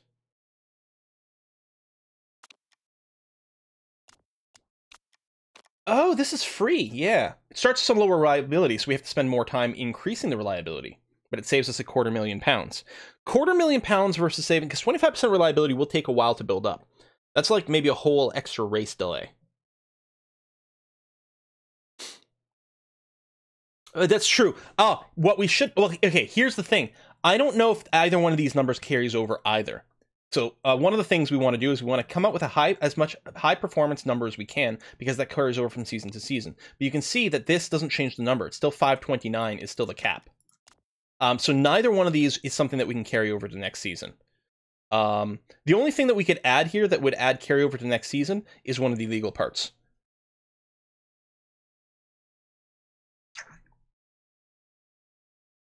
Oh, the reliability. Yeah, if this reliability is during the race, like if this minus 25% is during, like when you're wearing these as opposed to a total number, which is true. Yeah, 40%, 40%. So on races, whenever we're on soft supers and ultras, we'd be 25% less reliable. So that's no good. Whereas if we do this, it lowers the reliability right away, but we can actually improve it.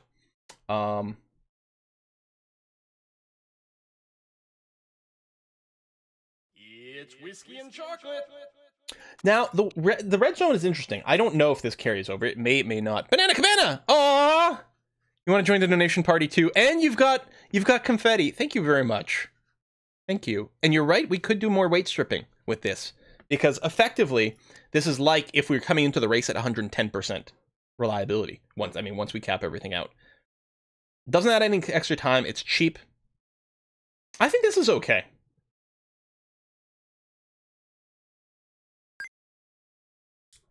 As long as your highest performance parts, special stuff like on-softs do carry over.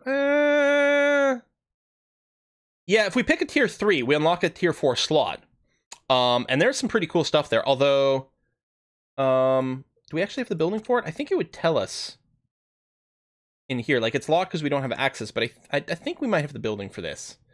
And I mean, you know, consistency in things is pretty good. Just flat out more high-speed cornering, that would carry over. I don't know if we have time to design a third rear wing this time, though. Yeah, and I don't think the red zone carries over, but it's like very minimal and easy to do. Hang on, let's back up over here. Take a look at the HQ. Is it simulator for the rear wing? Level 3, yeah. So we can get up to great parts, we can't get to epic. If we had a designer, I think, with epic parts, then we'd be able to use that. But he does not have epic parts. No component known over here. I think I'm going to go for this, and I'll do this because it doesn't add any extra time, and it'll be useful this season. Done. Ship it.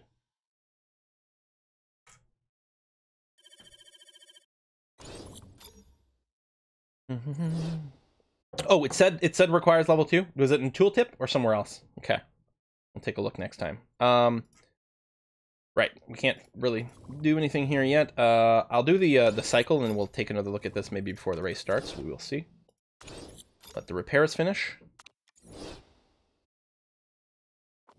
There was a tooltip. Okay. Oh, I want to do that way. Let's see here. The rear wing. So this one we would definitely like. We want to improve the performance long term as well. We're ignoring this wing. We're not using it. You're at 80. So my first priority is to sort of get all the parts we're going to keep using to 80% and then start to improve some more. I think I'm going to throw in the engine at this point, even though it's already at 80, but this gives us a lot more room for pressing the engine as much as possible. Let's slide this over this way. Oh, good. We're actually going to hit like huge reliability for the race. In fact, we may want to throw some more parts in there. Well, we designed the part. How long is it going to take? 6 days? We got 16, so that'll give us 10 days to improve this rear wing. That actually sounds pretty good. Got some sponsors. Okay, 3 is the most sponsors that we'll ever have waiting for us in a category, so it's safe to pick this one. Halco! Some whiskey and chocolate for Max! I'm so happy he wasn't actually injured in that crash, because that would really throw a wrench in our race for the season. Absolutely. Halco, thank you very much for that. Thank you, everyone, today. Promo parts in so you can weight strip. Yeah, but the priority is to get the worst parts first, and focus on them. Okay, math. 200,000 per race, pretty clear. 100,000 per race, pretty clear. Not as good. 100,000 plus this, which is another 100,000, except slightly less so. So straight up, Hablar is the best value, unless we want to take Brutus Tire because it comes out mathematically to pretty much the same thing.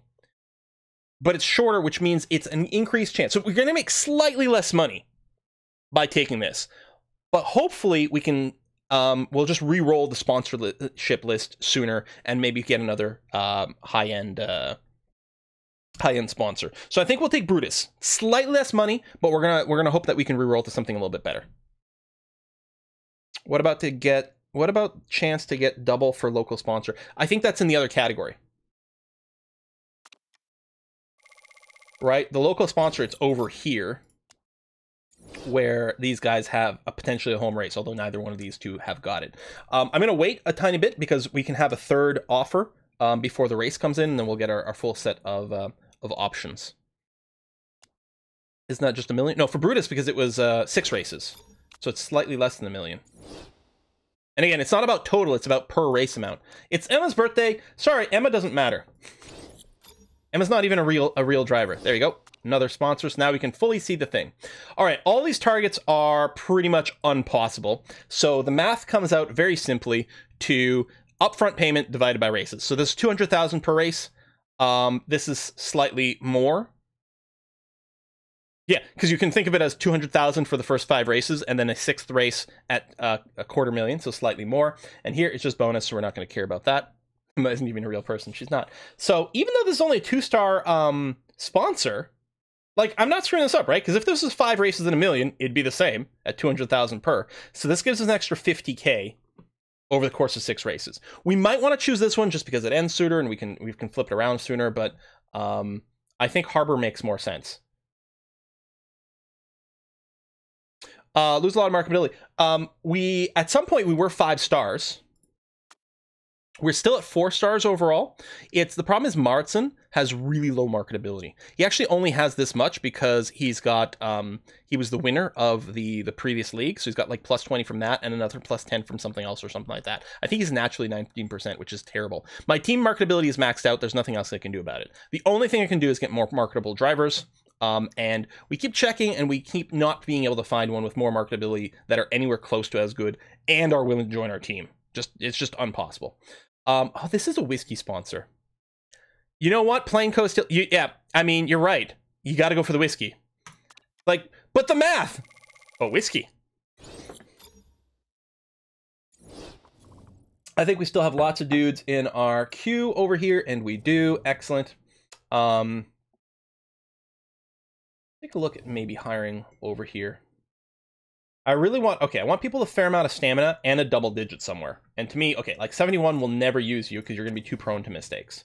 You've got a lot of double digits, which is good, but I'm going to say the 83, the 84, like we're really hoping to find better than this.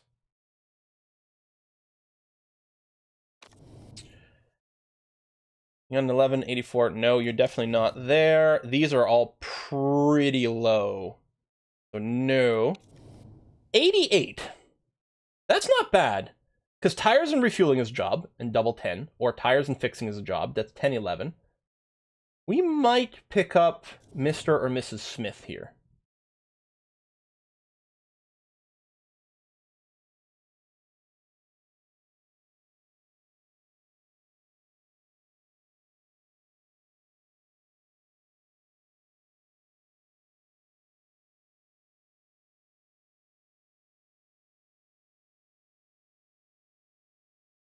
The Manning is fine if we just get him to be the jacker.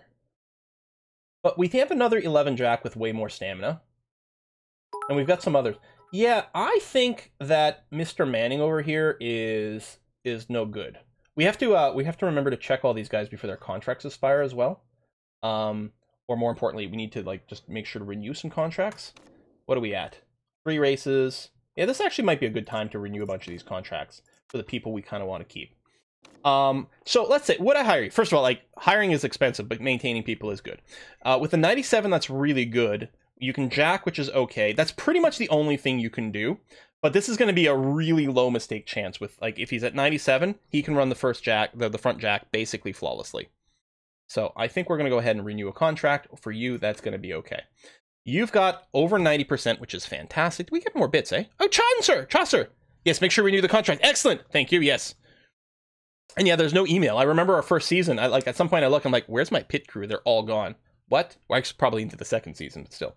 95, you can 11 the tires. 11 and 9 isn't bad. 11, 13 is great. Front jacking at 9, 10 is good too. You're very flexible. You've got good stamina. Done. You have a cap of 96. You can front jack at a 12.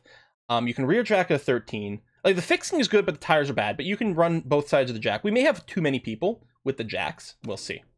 90, 12 tire, 12 refueling, and a 90. Yep, okay, you're still good for 10 races, so let's not worry about hitting that button. Although, I don't think there's a cost, right? We figured out we tested this. I don't think there's a cost to renewing. We've got 8311. Guess I could have just done, yeah, that doesn't cost anything. And we just max it out again, that's going to be okay. See, Manning's only an 86.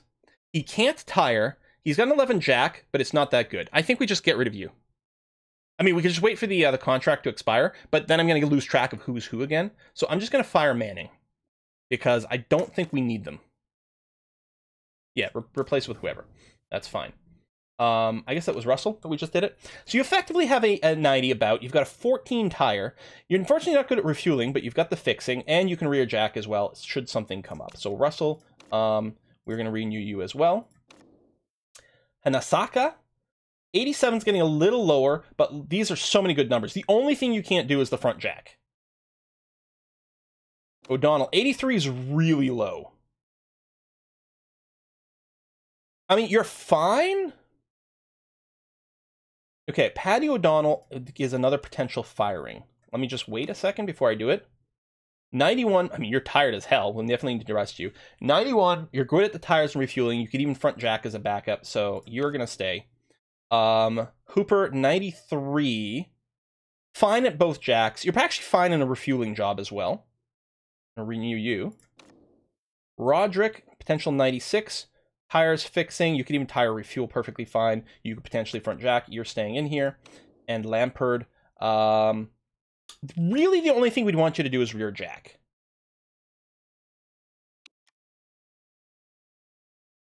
We've got another 14. He's just an 87.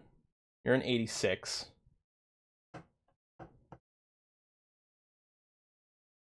I think we can get rid of O'Donnell. The thing is, I don't think we really use you much, just because the fatigue starts off so low.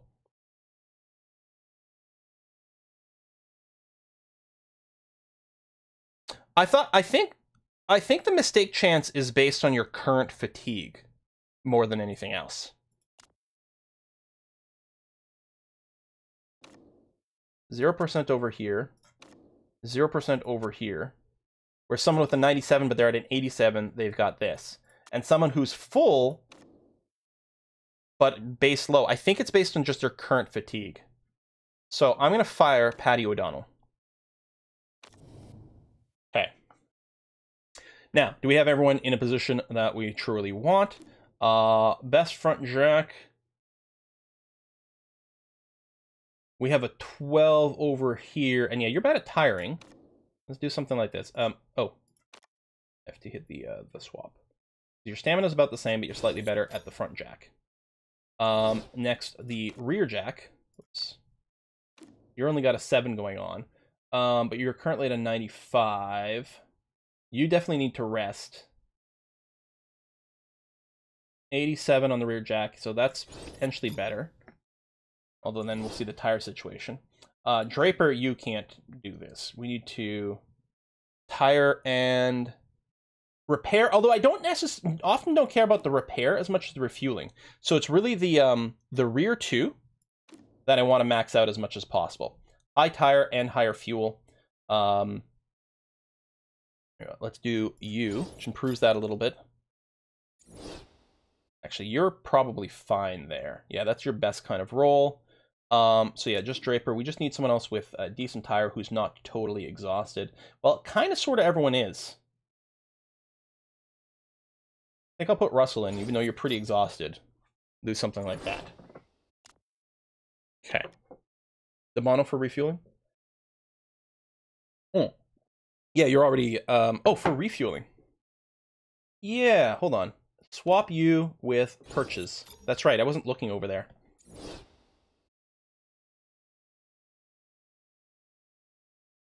Okay. There is someone in the 70s over here. Mostly just need someone with tires. Yeah. The only people who aren't tired are not that good at it, so I think this is who we're going to go with. We're not racing quite yet anyway. We are going to try to get one more race in here to try to speed up a little bit. Did I renew Roderick? Let's see.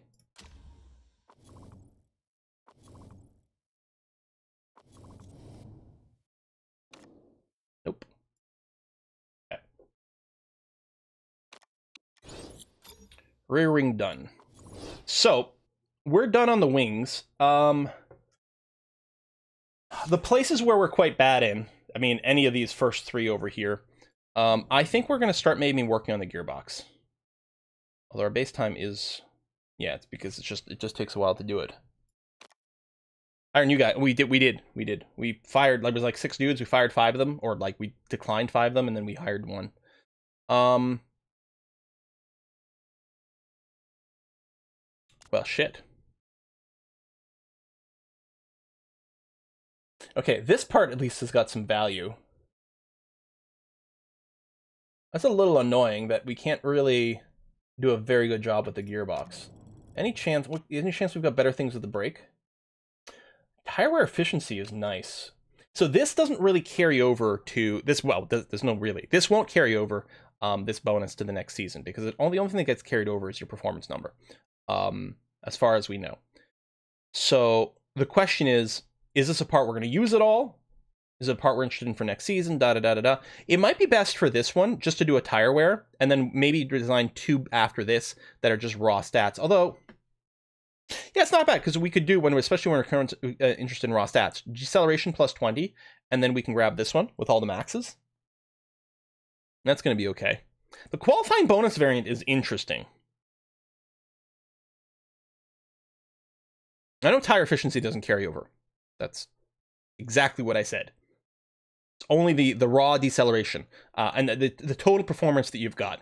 So either you make parts for the raw part or the max, and you make sure to hit the max as much as possible. That's the only thing that carries over. So the question is just, are we going to use this tire? If we're going to use the tire, I feel like the improved might be better than deceleration bonus.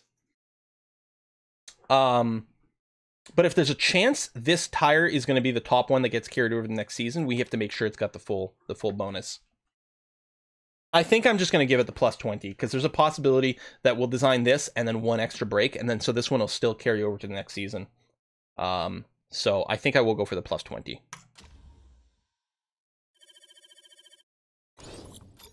Okay. Now, our new part over here, the rear wing, we'll get you in there. What I'm going to do is I'm going to take out the suspension. Actually, I might take out these engines as well, just to make sure this 40% gets nice and high up there. We'll throw you into the performance work over there as well. Okay.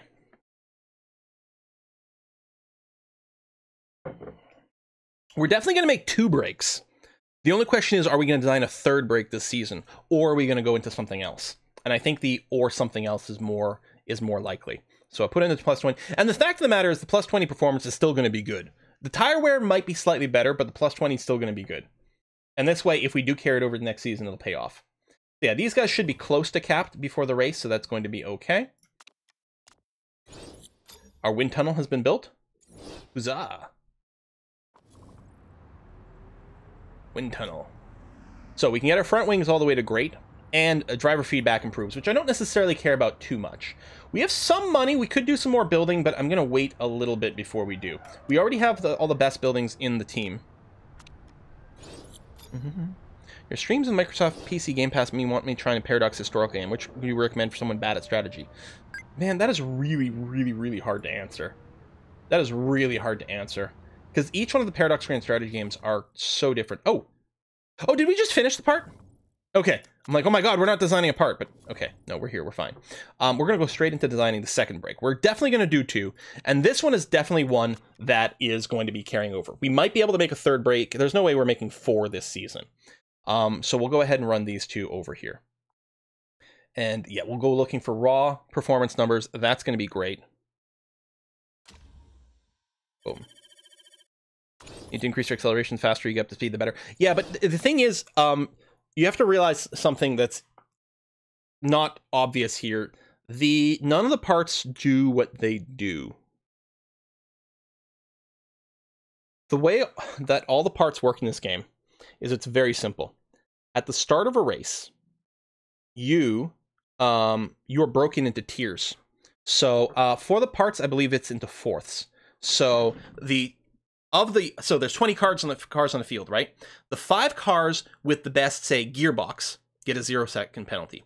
The next 5 cars get I can't remember what the range is. I think it goes from 0 to 1 from the top to the worst. It might be 0 to 3. I think it's 0 to 1. So if it's 0 to 1, then the second group of cars get, say, a 0.33 second penalty. Then the next 5 get a 0.66, and the final 5 get a 1-second penalty, whatever the number is. That's how it gets broken down. So it splits the field into 4 groups, and it just comes down there. The raw acceleration number doesn't matter. Which part, because each one of these parts is exactly the same. Depending on which one of the 4 quadrants you're in, you will get a penalty to your lap time every lap, and that's it. So a better gearbox doesn't actually help you reach your top speed any faster. That's not how the simulation works. That's obviously how it works in real life, but not in here. This is what happens when you decompile the source code to the game and you start figuring out how this shit works. It's like, wait, what? Oh, okay. Interesting. So that's the brake. We're going to fling you in there. We'll get the improved performance as well. I don't think I'm going to change anything else. The brake... How long do we have? 4 days. Yeah, there's no way this brake is going to be done in time to be used. Although I do need a little bit more. If I do this, 8 days, that probably means this will be usable. That's interesting. Or do I just want to make sure? Do I want to just accept, listen, the brake's never going to be done for this race. Maybe I just want to do this. It'll hit 100% beforehand. Maybe what I'll do is just both rear wings. I'll just get them in here. Yeah, I kind of think that might be a good idea. Okay. And then we'll start improving the brake as soon as this race is done. And then it'll be ready for the next one. And that won't be a problem at all. How does the crucial part free track affect things? It increases the time penalty, I believe. So the crucial parts, if you don't have the best part in it, you're going to be penalized even worse than that.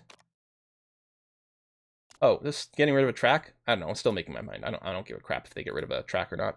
Don't see any clear end. I may just abstain. In fact, I will be abstaining just to get some extra voting power. All right, traveling to Doha. So before we go, just so that I kind of don't forget, there we go, 90%, 93. I'm going to cancel both of these, and I'll just throw the brakes in here so that they can get started. And yeah, they'll be ready before the next race. Not ready for this one, but that's okay. We're not using this one, and that's fine. And then of our parts over here, so we don't want to use new brakes. We don't have the reliability yet, but we want to use both of the new rear wings. Yeah, they're about the same. Who cares? And we're going to use both of our suspensions. That's going to be fine as well. So we're just not using the new brake. Excellent.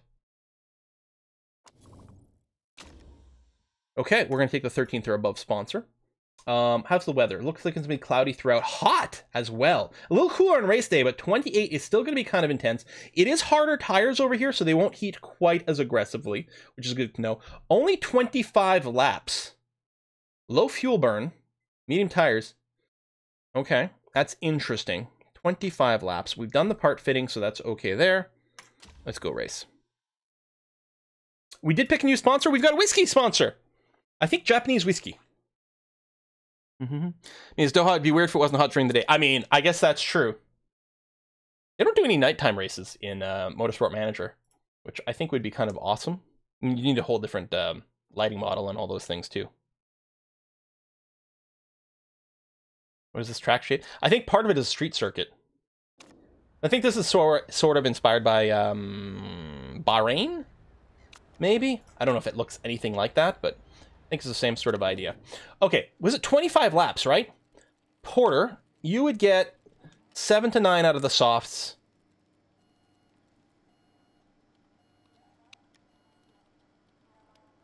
We could one-stop this.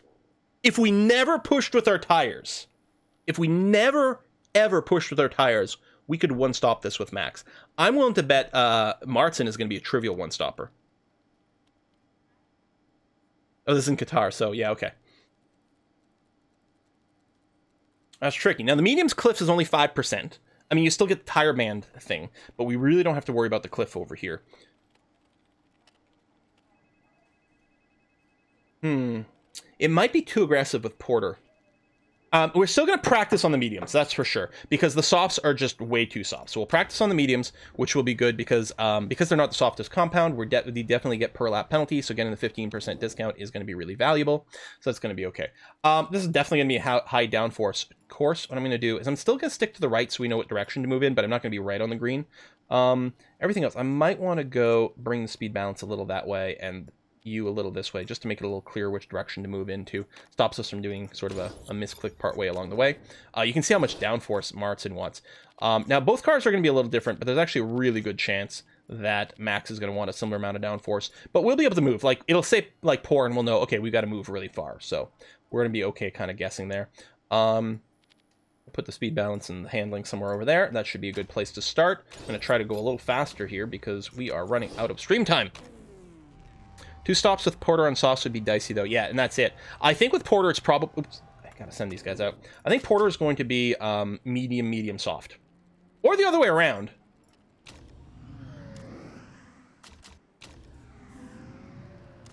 Oh!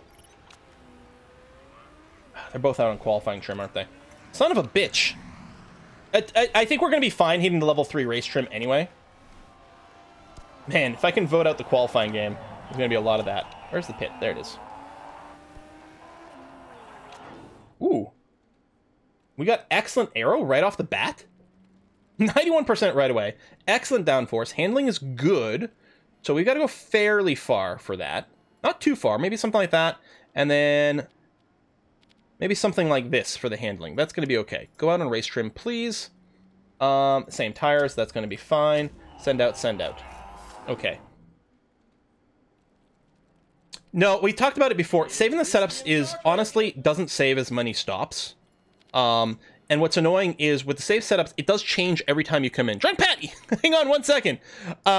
Every time you load a save and like of a configuration, you load up the race, it tweaks a little bit, so you're likely to be off, but you don't know in what direction. And I like this mini game so much that I'm like, fuck it. We did experiment with the setups, and it was like, you know what? It's just not as fun. I really like this part, so that mostly is probably the biggest thing, but I also wasn't always super happy about things. Very likely the speed balance might be more towards the right, but we'll do this. Because here's the problem, I didn't stick close enough to the green to know what direction, but we'll know for sure after this one. So big downforce change, a pretty significant handling change. Actually, that's probably not enough. Okay, something like this. Make sure you're on race trim. Go, go. Bring in, bring in.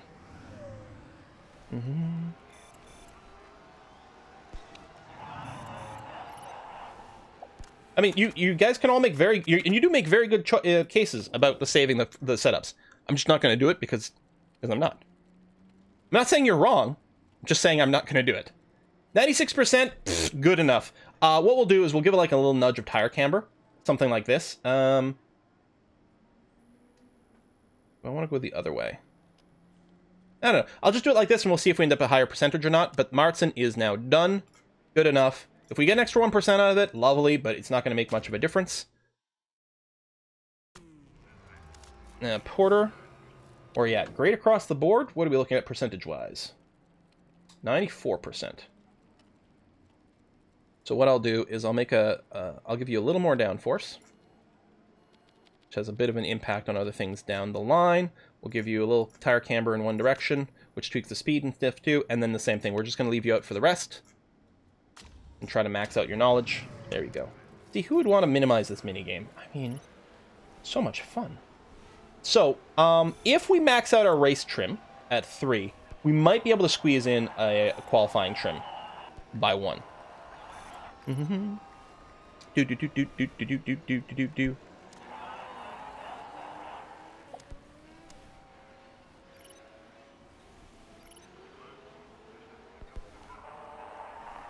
And since we're not doing a lot of pit stops this race, we may end up using the race and tire trim as opposed to the pit stop boosters, because we don't really need that. Oh, we're not gonna. Oh, we're not even gonna get to race trim 3.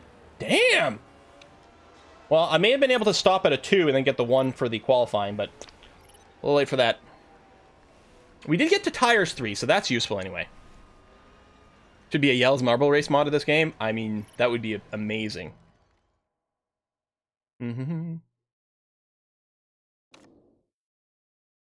Alright. Some people practicing on softs, some on mediums.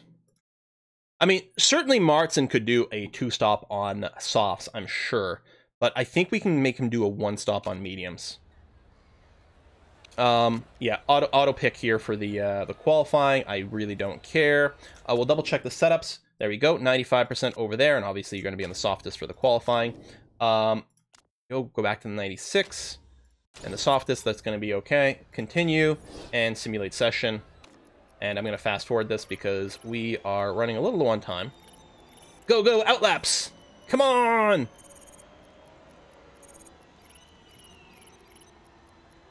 '17th and 18th. Again, in terms of raw performance, our car is, 16th and 17th. Snuck one in there right at the end. So no sponsor objective, and yeah, so the raw strength of our car is a little low. We're doing much better than we should on paper. We're like outperforming ourselves in race because of strategy. Strategy!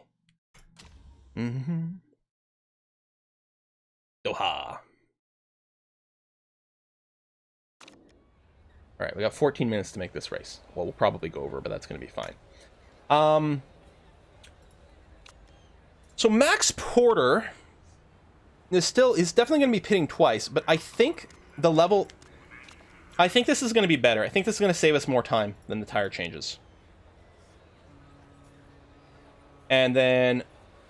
Now, we are medium tires. Okay, here... I mean, there's no way we can not pit, because we need fuel no matter what.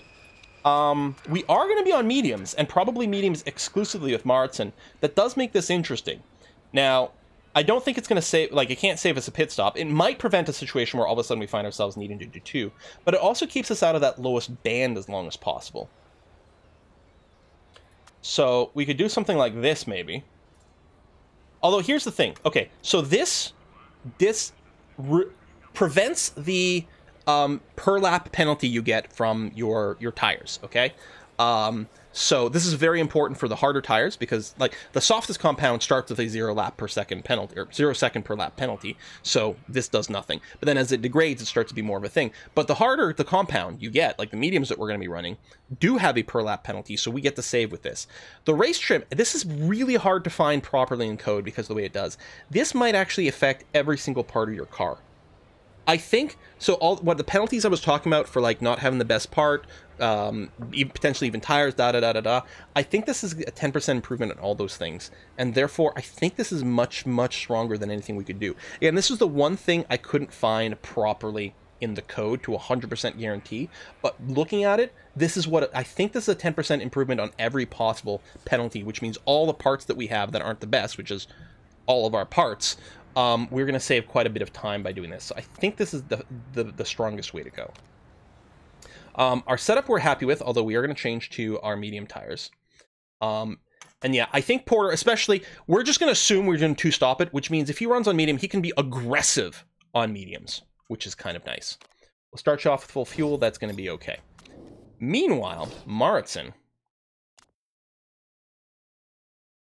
we can definitely one-stop Maritson, even with being a little aggressive on tires. That's an interesting question. Throw softs on Max for the first lap because he's got the first lap hero.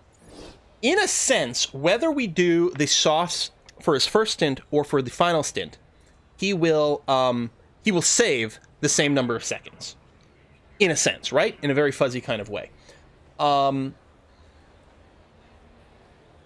If he is faster at the start, it will be easier for him to overtake more people. On the other hand, at the start, where you have to overtake people, you might not get the same advantage out of your improved time. Whereas later on, when there's a gap, like if the end of the race, there's a 5-second gap between him and whoever's in front of them, and it's all sort of clean, empty space with no overtaking, there saving the seconds means he can actually get the full value out of the tires. But gaining positions is probably better. Softs at the end come when you have less fuel. I mean, maybe. In real life as well, you know, there's the weight affects how quickly various things warm up and things like that. One advantage of starting on softs is it does make sure we can get the proper full value out of the softs because we can you know, just pit when they hit their full degradation correctly, as opposed to maybe we end up with too much condition left over at the end of the race, so we didn't use it to the max, or we end up hitting the wall, but we can't pit with only 2 laps remaining, so he's got to, you know, suck it. Soft in the end go for fastest lap. I forgot that fastest lap is a thing. We're unlikely to get it. But we're going to save the soft at the end for when we have the least amount of fuel, so that maybe we can get the fastest lap then. Because there's no way we get fastest lap at the start, despite the first lap hero stuff, because we're going to be slowed down by the people in front of us. Okay, excellent job, everyone. Way to go. We're going to start everyone on double red. We're going to have to be a little bit careful about Maritson, because we do want to one-stop him. So I don't think we're going to stay on the super aggressive style. And the thing is, with the temperatures the way they are, I don't think we can do this anyway. It'll overheat. The mediums do have, like, you know, they need more temperature to start overheating, but I think it's still going to be a problem. So, well, we're starting on double red. I think it's going to be okay. I don't think we're going to be fast enough for a fastest lap anyway, but we'll put it in the end. I don't think we can double soft with Max Porter. He's pretty rough on his tires.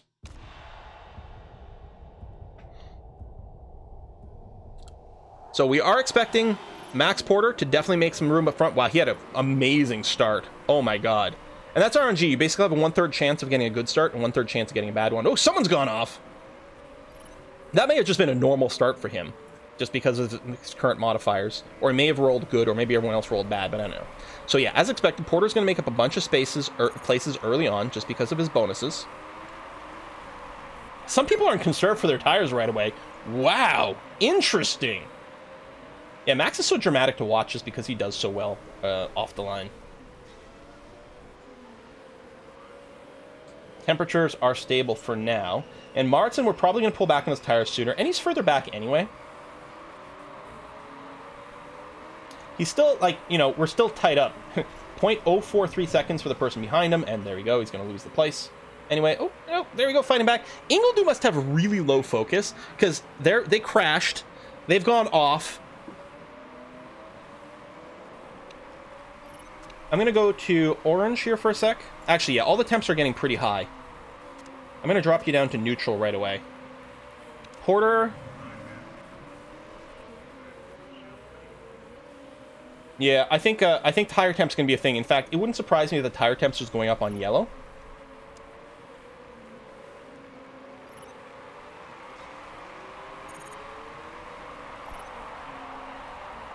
Tire temp might still be going up. I think we'll have to go to a full conservation here. Just to stop them from graining like crazy. Especially with Maxo. I'm gonna push it up to the limit of the red before I pull it down. And we've got a little bit more space over here because I pulled back a little sooner, so that's gonna be okay. Or he's fighting to keep the sponsor objective right now. Everyone's on yellow. Sylvander's on orange, who's right behind Max over here. Everyone's still redifying their engine. We did get some extra condition in our engine, so we've got some extra room for that, luckily. Okay, temps are okay. Looks like yellow is actually pretty stable temp-wise. I'm going to run you red in a second here. Go right to the limit of the temp on Max Porter. Since he's so close to potentially passing. Goes around the outside there on a wide corner. Not often the way to go. We're almost at the red line.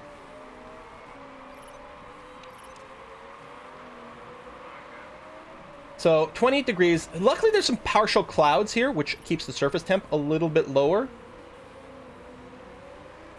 We shall see, we shall see, we shall see. Yeah, the soft tires, I think they're really going to have some heat problems.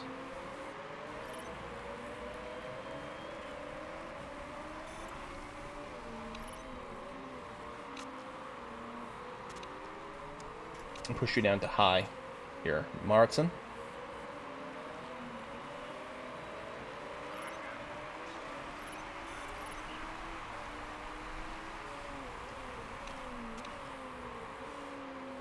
Yeah, we could fast forward a little maybe for some timing. Just a scooch. Double speed. Okay, Porter's above. Half a second behind. Oh, improving the speed a little bit there too. That's good. Any chance the temp... The temp... I think it's... Yeah, no. Drop to conserve, and we'll... well, I guess we can keep you on yellow there. Hopefully this will drop to 10. Actually, what I'm going to do is I'm going to go full backup here for a second. Make sure we drop at 100%. Okay, we are. Good. Now, just stay on conserve for now. So the temp goes up a little on yellow. Again, the temperature only matters if it's at 100% or 0%. Nothing else actually has any impact. Martin down in 19th. But he is playing, you know, a little bit more conservative, a few different ways. How's your engine? I think we can probably do the entire race on orange here without worrying about an engine condition. So we will see. Or he's using tires again. I mean, he's much worse with the tires than Martin. We know this. Drops 19th place. It's okay, Martin. You're in here for the long game. One stop. One stop, Martin! That's what we call you. Well, we'll see. I don't know if he has to be conserved. Although, yeah, you know what? Hold on. He is hitting the temp. Yeah, we'll keep you on conserve. I don't think he strictly needs to be on conserve to finish everything. 20 laps remaining. Yeah, I think the math is okay. He could do it on normal, on neutral. But except for the temperature being a problem, so we are going to have to conserve for a little while. Banana with a command. Oh, the previous, yes. Whiskey and chocolate from Drunk Patty. Thank you for... Banana Cabana. Like, thank you for being a hero and remembering that. Drunk Patty, I'm so sorry that I forgot to get back to your message. Especially after we fired that other Patty guy. Hey, Quill, not a fan of sports at all. However, your excitement and the discussion makes it enjoyable to watch. Keep up the great work. Drunk Patty, well, thank you very much. And the funny thing is about this game is that it's like, you know, yeah, it's a sports game. Sorry the sound keeps cutting out. Whenever I tab in and out, it kills the sound in this game. It is a sports game, but it's so abstracted that really it just becomes a generic strategy game for us, which is kind of wonderful. Love that fact we're about, you know, we've got the 7%. Probably by the time it's pit time, it might be around 10% difference. But it's great because it means we don't have to pit Porter and Martin at the same time, which is the idea. Yeah, I think Porter might, especially if we're running on conserve a lot because of the temperatures, I'm thinking Porter's going to be able to go medium, medium, soft. It might be possible to go... It's possible he might be able to go medium, soft, soft. What we could do, because our cars are kind of garbage, fastest lap is basically not possible. Maybe what we do is we put him on softs for the second stint, and then we can make a decision at the third stint as to whether we go medium or softs. Yeah, I think medium, soft, soft might be possible for Porter. So it looks like the temp goes down slightly on green, which is good, because we can always, you know, hit a little bit of yellow to compensate and balance and things. 2 seconds behind the next place car here with Porter. I think I'm going to go neutral for a bit, just to buy him a little bit of time with the number 13 car here.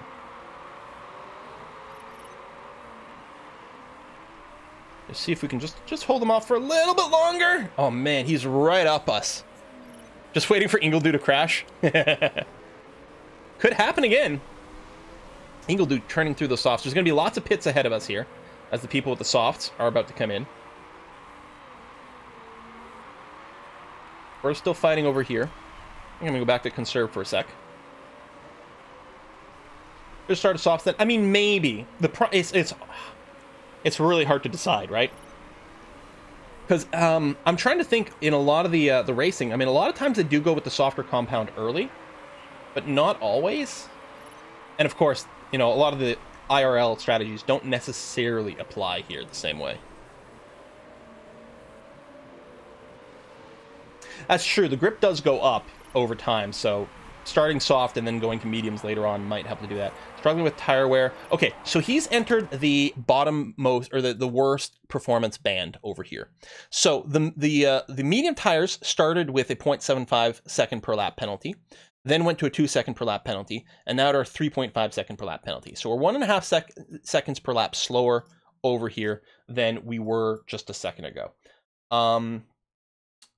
That was 10 laps. Well, we're in our 10th lap over here. We have 15 to go. We're not anywhere close to hitting the cliff. What I propose, since we're already in our worst performance band, you're going to go... Oh my god, you're in 10th form. That's going to be good. We do have the 15% bonus. Lewis Hamilton. Here's... I think we're going to... Yeah, here's Lewis complaining about his tires again. Bono! We're just going to go to red here. And we are going to chew out one more lap of this. We actually just started this lap. It actually might be a perfect time for us to pit. I think that actually works. 3 more laps for one stop. Yeah, no, Porter's not one stopping. Porter's not one stopping. It's Martin we want to one stop. I would like to do 2 stints on super or on softs here. So I think we are going to leave Porter out one more lap. Because the time savings overall with 2 stops should be better for this. As long as we don't hit the cliff. We are churning through this a lot now that we are overheating and that we're on red. And you still got to do this much and then pull in. No, I'm pitting this lap. Alright, we're pitting for softs. See, it's like 7, and really it's going to be 7 laps. So about 14 laps, which is about how much we're going to have to go. It's 15. But you know what? With the heat, we actually won't be able to push these tires. We're going to be running these softs on conserve. So I think the timings will work out. Cliff in a sec. On mediums, the cliff is at 5%. No, 10%. Shit. 10%. So yeah, we are going to hit that. So we're going to try to stay out for, well, at least 7 laps, maybe 8. More is unlikely. This should round up to 9 laps of fuel. So I don't think we have to put any fuel. And again, we avoid that 3 seconds for the, you know, just getting the fuel stuff into play. So we're going to go for not pitting here, or not fueling. So we're just going to switch him to softs. I'm going to drop you to medium just to make sure you get the roundup advantage. Yeah, so we're not about to hit this. A lot of people have 25% or 28% in their mind for the cliff, and that is not the case for the tires. It depends on the compound.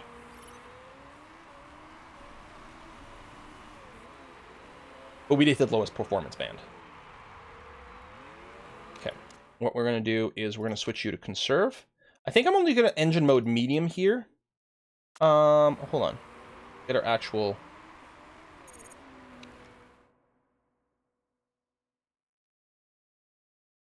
It doesn't round up if you don't fuel.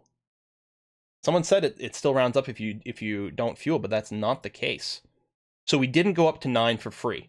You only get the roundup bonus if you do fuel at all. Okay, that's good to know. So exactly 11 or exactly 8 laps on these tires is what we're going to go for. So we will see. Martin going from medium to hard. We don't have access to hard, so we're going to go from medium to medium. Luckily, it's not like F1. We're not required to use 2 different tire compounds. So we can just use medium for both stints. It's going to be okay. So we'd like to pit, you know, lap 13 would be sort of ideal for the balance. Or maybe lap 14, and then we can push a little harder on the second one, although we're still temperature limited is going to be the biggest thing here. Yeah, clip percentage based on the color of the tire, regardless of other types. It's exactly right. So the Ultras, I think, are 20, softs are 15. Or sorry, Supers are 15, softs are 10, mediums are 5. Yeah, hards are 0. Wets and intermediates are also 0 for the clip. So it's 5% clip from the mediums. Okay. I always have to go through the math in my head every goddamn time. Okay, tire temp's going down a little, which is kind of surprising. So he's in his bottom most band. I'm going to suggest he definitely does have to do another lap, though. Yeah. We're going to have him do another lap on here. And then for his final lap, we can go up to red, I think, for the final one. There's the pit lane over here. So we'll just get you to just go ahead and chew up the tires now. And we'll plan to pit. So, fuel options. We're going to be 12 laps remaining. Excellent. We're going to get you to here. We'll take the round up to 13. That way we can push hard. You're going to stay on mediums, which is going to be perfectly fine for you. And 2 seconds saved for an 11% boost in risk. I think we're going to be okay. Park condition shall be fine. What's the math on track grip? Yeah, we don't actually... I don't know. I don't know if, like, track grip just improves everyone's time throughout, or if it gives a bonus to people who are, like, maybe it's less meaningful for people on softs or whatnot. I actually don't know what the track grip. I wouldn't be surprised if they program this as a percentage discount to your tire penalty, which means that harder tires would actually benefit most from track grip, which logically would make sense. Might improve all tire wear, too, which would actually be interesting for a second stint. So, we don't want them to hit 5% here, if at all possible. Certainly not 0, but otherwise we're going to be okay. Porter staying in 13th for now. Some more a bunch of people pitting in front. A bunch of people haven't pitted yet in front of Porter. Yeah, so orange... oh, I meant to drop you down to yellow to make sure we get the roundup over here. Let me redo Martin's pit strategy just to make sure that everything is okay. Sorry. Oh! Practice. I'm like, why is there another tire worn over here? I'm a little confused. Okay, yeah, no, we're still going to get the roundup. So this will round up to 12, which means we can't run everything on orange, but it's going to be pretty good. Maximizes a freebie. Okay. Both drivers at 10 form. That's nuts. I don't think I've ever seen that. His tires are lasting way longer than his fuel. Let's bring you up to neutral. Porter currently in 8th. Although fighting with the guy behind him here. Putting a little distance. Margate's got some technical problems, and he's going to pit, so it's probably going to be a long pit.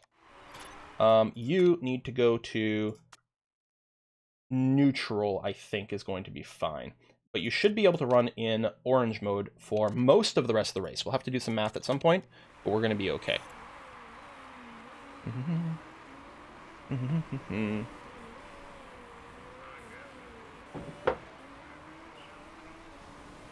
Yes, the fuel rating is based on your current engine mode. Yes, that is correct. But I wanted to make sure that there's... It would be devastatingly bad if there's a weird rounding thing. I'm erring on the side of caution to make sure that we get the free roundup. Fox has crashed!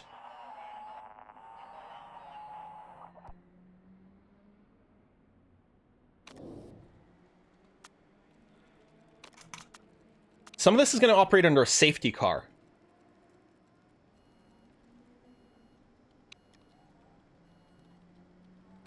Ten laps after pitting, presumably one of those laps is going to count sort of as safety car. I don't know if we can do the soft. I think it's going to be pitting for mediums now.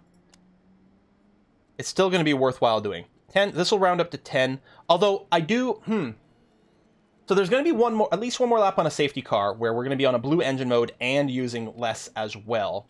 So we could pit for the extra lap of fuel here to make sure we can run aggressively. But here's what I'm concerned about with the pit. That's 1 extra second. We could gain track position by being 1 second faster.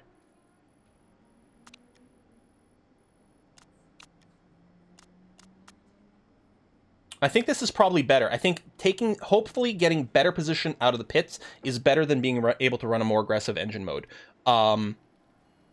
Yeah, 2 laps on blues. We might be able to do just soft, but I'm really, really not sure that he can do it.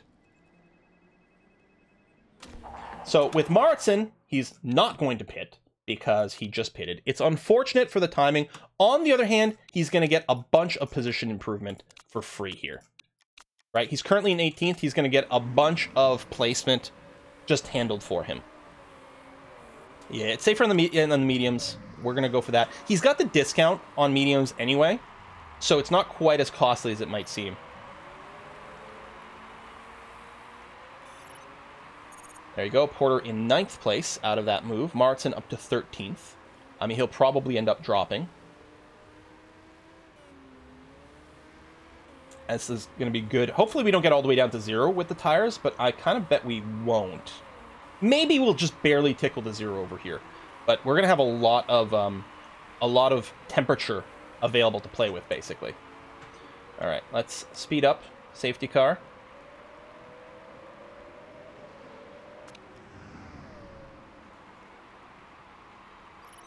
Yeah, no passing. Heading to the garage.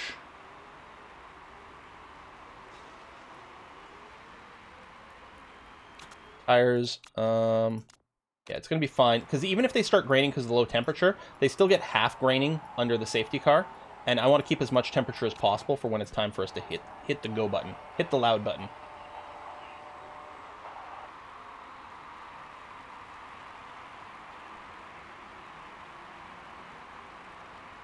Tire temperature doesn't affect performance in any way. Okay, I'm going to go and, a little early. I want them to be ready to second. Okay. I think he enters at the end. We're going to double red right now. Watch Porter. Well, I need is a safety car hero. Oh, number 10's got some technical problems. That's nice. And everyone's racing. Everyone's racing. Come on. Oh, this mess of cars. Porter up in 8th. Maritson holding on to 13th. Dropped down to 14th. Porter still in 8th. I'm not being told excess fuel over here. Yeah, I forgot he was tight on fuel. We may need to blue you. We'll do some math when you get past the thing. You can stay on yellow for now. We can conserve a bit later on.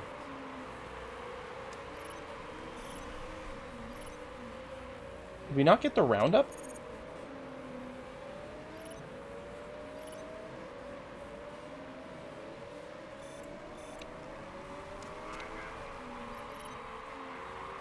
Let's go blue for a second here. I'll also drop the tires down to orange. Put you on high mode for a second until we do the lap math. Let's do the lap math. Lap math! No, no, no, no, no, no, no, no, no, no, no, no, no, no. All right, 8 laps remaining. Okay, so if he does 2 laps on blue, he can finish the rest of it on yellow. Over here, you can do 5 laps on orange and then the rest on yellow. So actually, I will yellow for now while we're still so tight with Max. We know he has to do a couple laps on blue, but let's wait a second before we do that. Unless there's more accidents, points are pretty out of the question right now, unfortunately. Unless someone else has got to do some more pit stops. Clark Smith is going to have to pit. Sharp's probably going to have to pit as well. We are close to points again. That is true.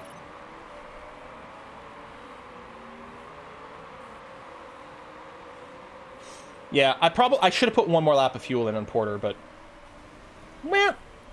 I mean, knowing now, but we don't know. He could have come out and been in 10th and it'd be like, oh... Or, like, it could have been 10th with this setup, which could have mean 12th or 13th if we had pitted for more fuel. But knowing now, we know it would have been nice to put one extra lap worth of fuel in there, but... Alright, 7 laps remaining. Yeah, so 1 lap on blue is all we need. Let me go and do that now. We'll get it out of the way. So I don't forget, and then all of a sudden we run out of fuel. Meanwhile, over here, yeah, you're still good for 4 more laps on orange.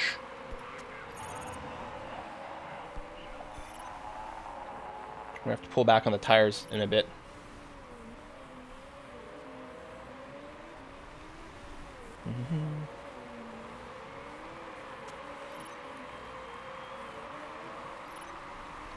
So as a base, blue uses 0.9 laps of fuel per lap. As a base. We have other modifiers going on, and there's track modifiers. This is apparently a low fuel track, actually, which probably does mean that being on medium the whole time would have been fine.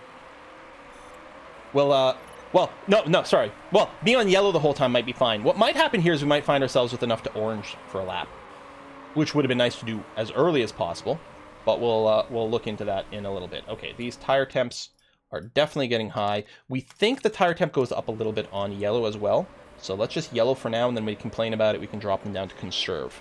There's lots of cars with mechanical issues. We're going to hope that that helps us a lot. 6 laps left. Okay, we did chew through our tire a lot on Porter here. You know what? I'm going to conserve you first. And actually, I think the temp's still going on Morrison. I think I have to conserve you a little bit too, unfortunately. Combat or not. A lot of people are on blue for their tire modes, because the temperature is so brutal here. Martin having a hard time at doing much, but I mean, it's the way it's going to have to be. Porter now. Yeah, I think this track did have low fuel usage. So yeah, we actually are coming out with excess fuel, like an actual excess fuel over here. So let me just go put you on orange for a second, since the guy is closing on you. And I'll give you some yellow tires again for a second, while you're fighting to hold on to 9th.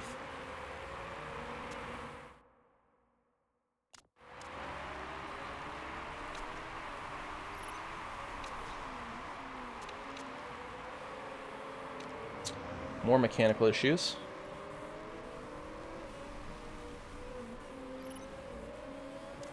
Hope these tires last to the end. It should be okay. Something fall off your front wing. Oh, man!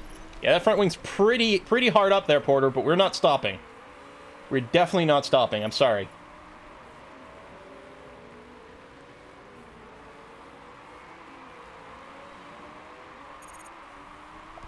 And Clark Smith, yeah, he's gonna have to pit. If he doesn't pit, we're just going to pass him like he's standing still. So he's definitely going to pit. I don't know if that gives us a position. Well, this is gap. This is not interval. So yeah, actually, he will come out behind us. There he is. He's pitting now. He will come out behind us. All right. So we've got 4 laps remaining. So we still have enough fuel for 1 lap on orange. That's going to be okay. Tire deg is a little high, but I think as long as we stay on conserve, we'll be okay. Yeah, I mean, 4 laps left. Yes, we're going to be perfectly fine, and we can probably do something crazy with our tire on the last lap and just, like, you know, melt them down. You are fighting so hard, but I don't think I can give... no, I can orange you a little bit more. That's true. You dropped the position already. There's still people with some mechanical issues. Is Smith ahead of us? Oh, that's the guy who just passed us. Yeah, so he's on fresh softs. That 100% makes sense. We were never going to keep him behind us. That was never going to happen.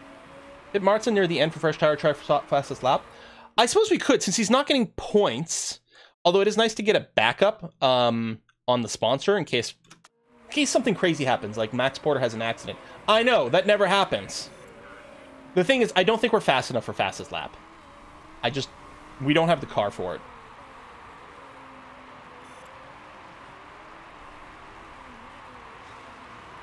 Martin needs to say what, fuel? Oh, he might actually be back there. We'll do some math. You're right, because I only had a few laps of yellow, or of orange in there. He might have overdone it. So you're good. You could basically orange for 2 more laps. Orange you for now. And Martin, yeah, he can still orange for 1 more lap as well. Well, let's leave him here, because we'll maybe put it at the end. But Porter's got 2. We'll use it for now. That's fine. Yeah, we've got to stay on the conserve mode for the tires. Smith is like smoking his tires. He does have fresh softs, so he's got the room for it. Although I'm sure temp is going to start to become a problem relatively soon. Yeah, the excess, like, don't always trust it. We do have to keep doing the lap math every time. It is nice that this is a low fuel track, so some of the math is a little different. Because, yeah, we're using about maybe 0.05 less, like 5% less.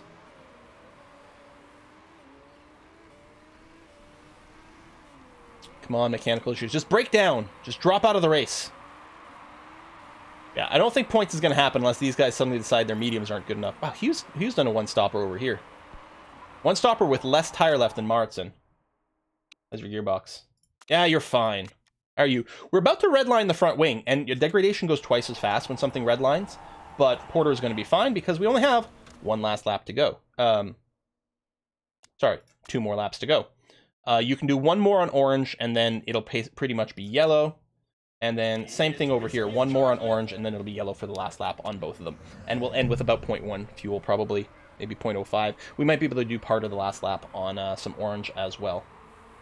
Porter just barely staying ahead of 10th place over here. Ion Fu!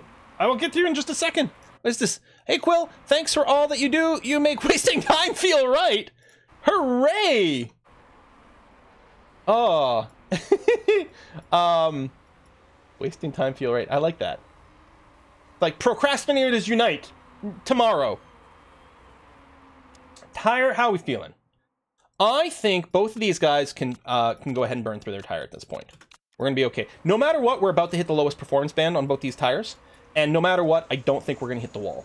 So, or the cliff. So I think we can go and red out both of these guys' tires at this point, and that's going to be fine. The fuel, they're basically, you know, tied on fuel. You're a little further back. You've got a little bit more fuel, which is fine. I think we're going to be okay. I know your tires are wearing down. That's going to have to be okay. You might hit the tire wall. Yeah, well, he's definitely in the lowest band. So many mechanical problems as well. All right, 1 lap left to go. Okay, we're going to have to yellow you here. We might be able to do a tiny bit of orange in there, but mostly you're yellowing. And the same thing's going to be true with Maritson over here. Yeah, you're going to go and yellow a little bit here, and we'll do that. So maxed out on the tire temps. I think that's going to be fine. We're 9th over here. There's mechanical problems. Can we get by? Look at these tires. No one's hitting the cliff, though, with the tires. We are fighting here. So some of these guys might be having some real mechanical problems. Okay, let me give you a little bit more orange. A little bit more. We got to be careful about the fuel. Okay, no, I got to go down. Sorry. We don't have enough Scenario 7 for you there, Max Porter.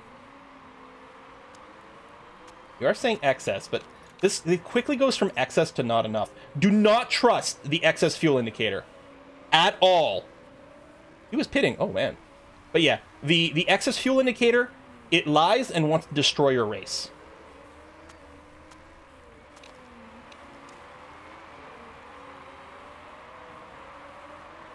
It's probably fine, but how fine is it? Yeah, there's the end. We're not going to be able to pass, I don't think, too much. 0.04 fuel. I mean, yes, technically we have a little fuel left over. Technically. Oh, 0.02 laps. There you go. I think the guy had the pit. He was worried his tires were going to explode. I mean, he was wrong, but, you know, he's not as good as us. That's pretty much as we could burn through any of these cars. We had 6% left to hit the cliff. And I mean, at 0%, you just lose your tires. So no points. Getting both in the sponsor range doesn't matter, but I'm happy that we got any in the sponsor range. That's kind of nice. Oh man, we went 20 minutes over. 5 seconds points. Yeah, that's 5 seconds is a lot, especially when you're down to the last couple of laps there. 5 seconds is a crazy amount left over. We had nothing. I mean, I couldn't push the engine or the tires any more than that. We went basically as hard as we get. Always a chance in scrutineering that something might change. I don't think enough to get into the points. Ingledew had an illegal part. It goes down two grid spots, and it doesn't matter. It doesn't change our location in the grid. Zarate also had illegal parts, though. 4. Oh! Hold on. 1, 2, 3, 4. I think we were just behind Zarate. So I think Jesper did get an extra one over here. Inglewood, when isn't crashing is cheating. Yeah. They have top level strategy over there. So no points for us this race, unfortunately. I think it's still pretty unlikely that we are going to get demoted, because both of these teams over here would have to have some extremely unlikely finishes. I mean, as unlikely as ours. They would both have to get it. So we're still pretty safe from demotion, although it'd be great if we could pick up like 2 more points or something like that. Man, oh man.